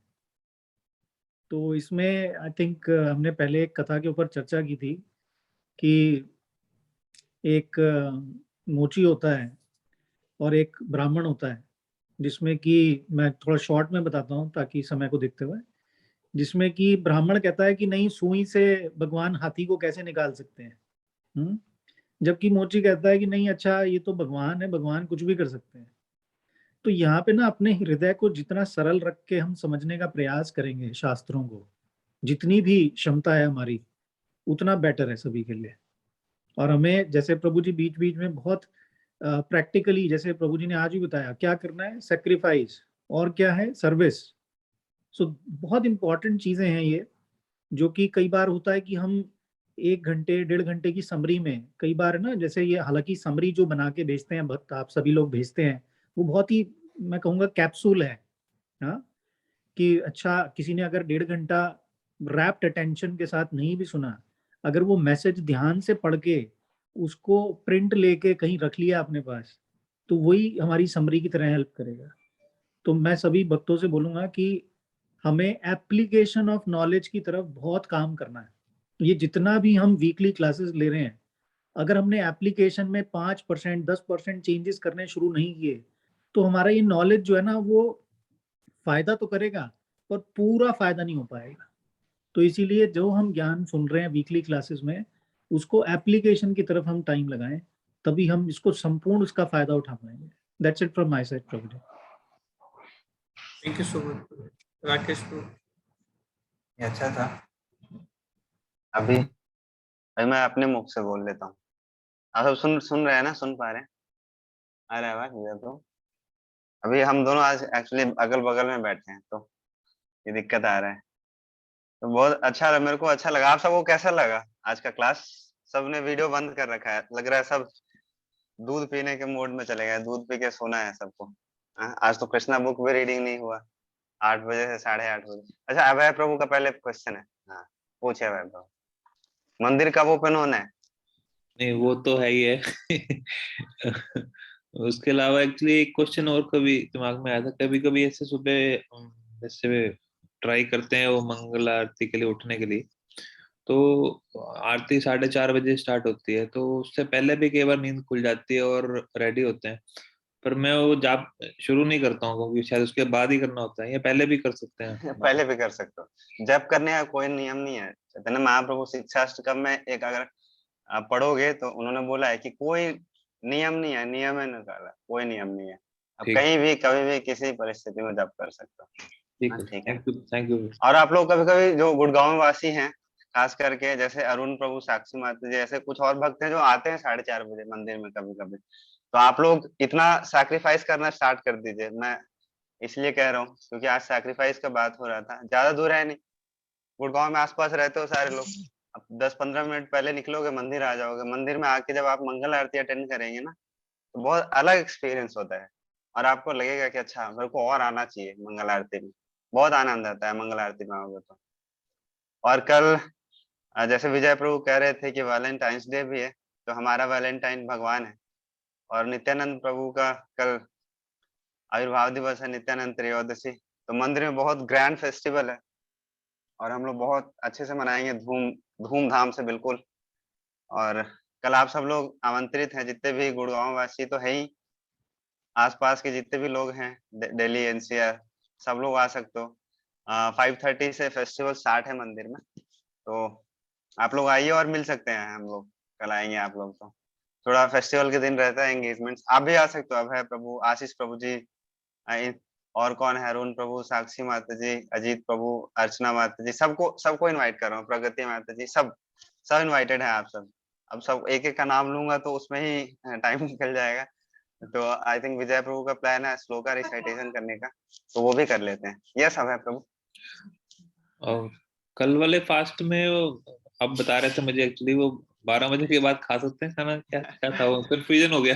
नहीं, खा सकते हो 12 बजे से। अच्छा, 12 बजे तक ही है फास्ट? हाँ, फास्ट नित्यानंद त्रयोदशी में 12 बजे तक, नून तक रहता है फास्ट। अब मंदिर में आइए, मंदिर में फीस्ट है कल, बहुत बढ़िया फीस्ट है, तो शाम में हम लोग सब मिलके सब साथ पाएंगे। हरे कृष्णा प्रभु जी। हाँ माता जी। प्रभु जी, जो 12 बजे के बाद अन्न प्रसाद है कि एकादशी प्रसादम है? जनरली तो वैसे जो विष्णु तत्व होते हैं ना, भगवान के जो तत्व होते हैं, उस समय एकादशी का पालन करते हैं हम लोग। इनमें एक बार ना मंदिर का अथॉरिटी से क्लियर करके बता दूंगा आपको, ग्रुप पे अपडेट कर देंगे हम इस चीज को, क्योंकि कंफ्यूजन नहीं क्रिएट करना चाहिए यहाँ पे। और प्रभु जी, जो कल का आपको प्रोग्राम है ऑनलाइन भी होगा? हाँ, प्रयास करते हैं ऑनलाइन करें उसको। थैंक यू प्रभु जी। ठीक है। हरे कृष्णा। तो नित्यानंद प्रभु जो है ना, इज इनकारनेशन ऑफ मर्सी के इनकारनेशन है वो, है ना। और नित्यानंद प्रभु की कृपा से ही चैतन्य महाप्रभु मिलते हैं। नित्यानंद प्रभु ने क्या किया, जगाई मताई का भी उद्धार किया है। जगाई मताई कौन थे? ऐसे टेररिस्ट थे ना, जिन्होंने वेद शास्त्र में कितने हो सकते हैं, कितने पाप हो सकते हैं ना, उन्होंने चुन चुन के पाप किए। अरे वेद में कोई पाप छूट तो नहीं गया करना, ये तो रह तो नहीं गया। आप सोचो कितने खतरनाक लोग होंगे, तो उनका भी उद्धार किया उन्होंने। तो ऐसे हैं नित्यानंद प्रभु। नित्यानंद प्रभु ने क्या किया है, मार्केट प्लेस ओपन कर दिया है सबके लिए, मार्केट प्लेस। और यहाँ पे क्या फ्री में बांट रहे हैं, क्या बांट रहे हैं? तो ये हरि नाम जो है ना, उसको फ्री में बांट रहे हैं, डिस्ट्रीब्यूट कर रहे हैं। दयाल नीताई चैतन्य बोले, तो बहुत ही जॉली गॉड है नित्यानंद प्रभु। एक्चुअल में वो कौन है? बलराम के अवतार है। और बलराम जो है ना, बहुत ही गुस्सैल मूड वाले हैं। आप लोगों ने थोड़ा बहुत सुना होगा है ना, बलराम जी वेरी गुस्सैल। लेकिन जो नित्यानंद प्रभु है ना, बिल्कुल उल्टा है, अक्रोध और परमानंद, बहुत ही जॉयफुल है, बहुत आनंद आता है व्यक्ति को। तो इसलिए आप लोगों से रिक्वेस्ट है कि आप लोग जरूर आइए। और नित्यानंद प्रभु की स्पेशल मर्सी है, उनकी मर्सी से ना श्री चैतन्य महाप्रभु मर्सी देते हैं नित्यानंद प्रभु, क्योंकि वो गुरु के तत्व के अवतार है, गुरु तत्व उनसे ही आता है, तो स्पेशल मर्सी है। तो ठीक है, हम लोग श्लोका रिसाइटेशन शुरू करते हैं। आई होप आप लोग रेडी होंगे। तो लास्ट डे हमने जो श्लोका देखा था, 41 नंबर श्लोका था, वो याद है आप लोगों को? 41 श्लोका नंबर 41। यस, अर्चना माता का हैंड रेज हो गया, सुनाइए माता जी। हरे कृष्णा प्रभु जी। हरे कृष्णा। यस माता जी। व्यवसायात्मिका बुद्धिर एकः कुरु नंदन, बहुशाखा अनंतश्च बुद्धयो अव्यवसायिनाम्। हरे कृष्णा। हरि बोल। थैंक यू माता जी। यस, मृत्युंजय प्रभु सुनाए। हरे कृष्णा प्रभु जी। खुशी को याद है, सुनाओ खुशी। व्यवसायत्मिका बुद्धि एके कुरु नंदन, बहुशाखा ह्यनंतश्च बुद्धयो व्यवसायिनाम्। थैंक यू, बहुत अच्छा। जय। आप सबका वीडियो बंद है, जल्दी ऑन करके दिखाइए, फिर सुनाइए। हाँ, तो अजीत प्रभु से सुनते हैं। ठीक है, अजीत प्रभु सुनाए। हरे कृष्ण प्रभु जी। हरे कृष्ण। व्यवसायात्मिका बुद्धि एक ये कुरु नंदन, बहुशाखा ही अनंता च बुद्धे व्यवसायिनाम्। हरि बोल, बहुत अच्छा। Thank you Prabhu, thank you. बड़ा उत्साह मिलता है जब देखना हूँ सब डिवोटी याद कर रहे हैं। और कौन सुनाना चाहता है? अनिल गुप्ता प्रभु, आप सुनाएंगे? व्यवसायात्मिका बुद्धिर एके कुरु नंदन, भवसाकाय अनंतास्य बुद्धयो अव्यवसायिनाम। और कौन सुनाना चाहते? और हाँ, एनीवन एल्स? नहीं, डर के लग रहा है सब। प्रभु जी मेरा हुआ है, पर मेरा नेटवर्क प्रॉब्लम हो रहा है, वीडियो ऑन नहीं कर पा रही हूँ। अरे बहुत क्लियर आ रहा है आवाज, कोई बात नहीं, आप सुनाओ। वीडियो ऑफ करके सुनाओ। हाँ, सुनाओ। व्यवसायात्मिका बुद्धि एकेह कुरु नंदना बहु शाखा ही अनंतश्च बुद्धाय व्यवसायिनम। Very good, thank you. अभी ममिता जी ने बहुत सुंदर नित्यानंद प्रभु का एक पिक्चर बनाया है, तो मैं अभी ग्रुप पे शेयर करूंगा। अभी थोड़ा इंटरनेट इश्यू में भी नहीं दिखा पा रही है। बहुत सुंदर सा पोस्टर बनाया है। कहाँ बनाया? एडोब इलस्ट्रेटर पे? और कोई सुनाना चाहते हैं? किसी को याद है श्लोक का? और इस वीक का क्विज भी आएगा, ठीक है ना? तो आप सबसे रिक्वेस्ट है कि आप सारे लोग क्विज को भरिए। क्विज को ध्यान से भरेंगे ना तो आपको बहुत चीजें क्लियर होंगी। क्विज बहुत इंपॉर्टेंट, हमने बहुत सोच समझ के चीजें रखी हैं, डाली हैं, तो आप लोग इसको जरूर कीजिएगा, ठीक है? चैप्टर 2 का रहेगा क्विज? चैप्टर 2, 3 मिक्स रहेगा, थोड़ा 3, 4, ठीक है, मिक्स रहेगा, ताकि हम एक बार कवर कर लेंगे तो फिर हम सेशन वाइज करेंगे। जितने सेशन होंगे उतना क्विज डालेंगे हम, ठीक है? तो जैसे ये 2 सेशन हो जाएंगे वीक में, तो इसी के बेसिस पे क्विज रहेगा। लेकिन अभी जितने सेशंस हो गए उसका एक समराइज क्विज है जो आप लोग के लिए मैं लाएंगे, ठीक है? तो आप लोग उसको जरूर बनाएं, सारे डिवोटी से रिक्वेस्ट है, ठीक है? तो आज का श्लोक जो है वो मैं शेयर करता हूँ। तो आज का श्लोक है श्लोक का नंबर 2.44। ये श्लोक ना साधकों के लिए बहुत इंपॉर्टेंट है, स्पेशली जो प्रैक्टिशनर्स हैं। हम लोग प्रैक्टिशनर्स हैं यहाँ पे, तो हमारे लिए बहुत इंपॉर्टेंट श्लोक है। ये क्या है? भोग ऐश्वर्य प्रसक्ता नाम तया अपरत चेतसां व्यवसात्मिका बुद्धि समाधो न विधीयते। In the mind of those who are too much attached to sense gratification, sense enjoyment and material opulence, and who are bewildered by such things, the resolute determination for devotion service to the Lord does not take place, है ना? जो बहुत ज्यादा इंद्र तृप्ति में लगा होगा ना, वो भगवान की भक्ति में फिक्स नहीं हो सकता आसानी से। फिक्स होना बहुत मुश्किल है उसके लिए। ये बहुत इंपॉर्टेंट श्लोक है, खास करके साधकों के लिए। यस, तो इसको कोई रिसाइट करेंगे एक बार? बहुत इजी है ये। भोग ऐश्वर्य, भोग और ऐश्वर्य से कौन हो जाता है? जब व्यक्ति आसक्त हो जाता है। प्रसक्ता नाम तया अपहरत चेतसां, उसका क्या हो जाता है? चेतना बिल्डर हो जाता है जब बहुत ज्यादा आसक्त हो जाता है।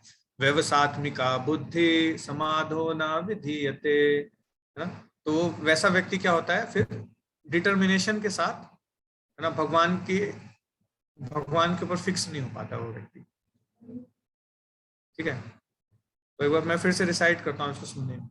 भोग ऐश्वर्य प्रसक्ता नाम तया अपहरत चेतसां व्यवसात्मिका बुद्धि समाधो न विधीयते। हरे कृष्णा। कोई पढ़ेंगे इसको? हरे कृष्णा। साक्षी माता जी। हाँ ममिता पढ़ो।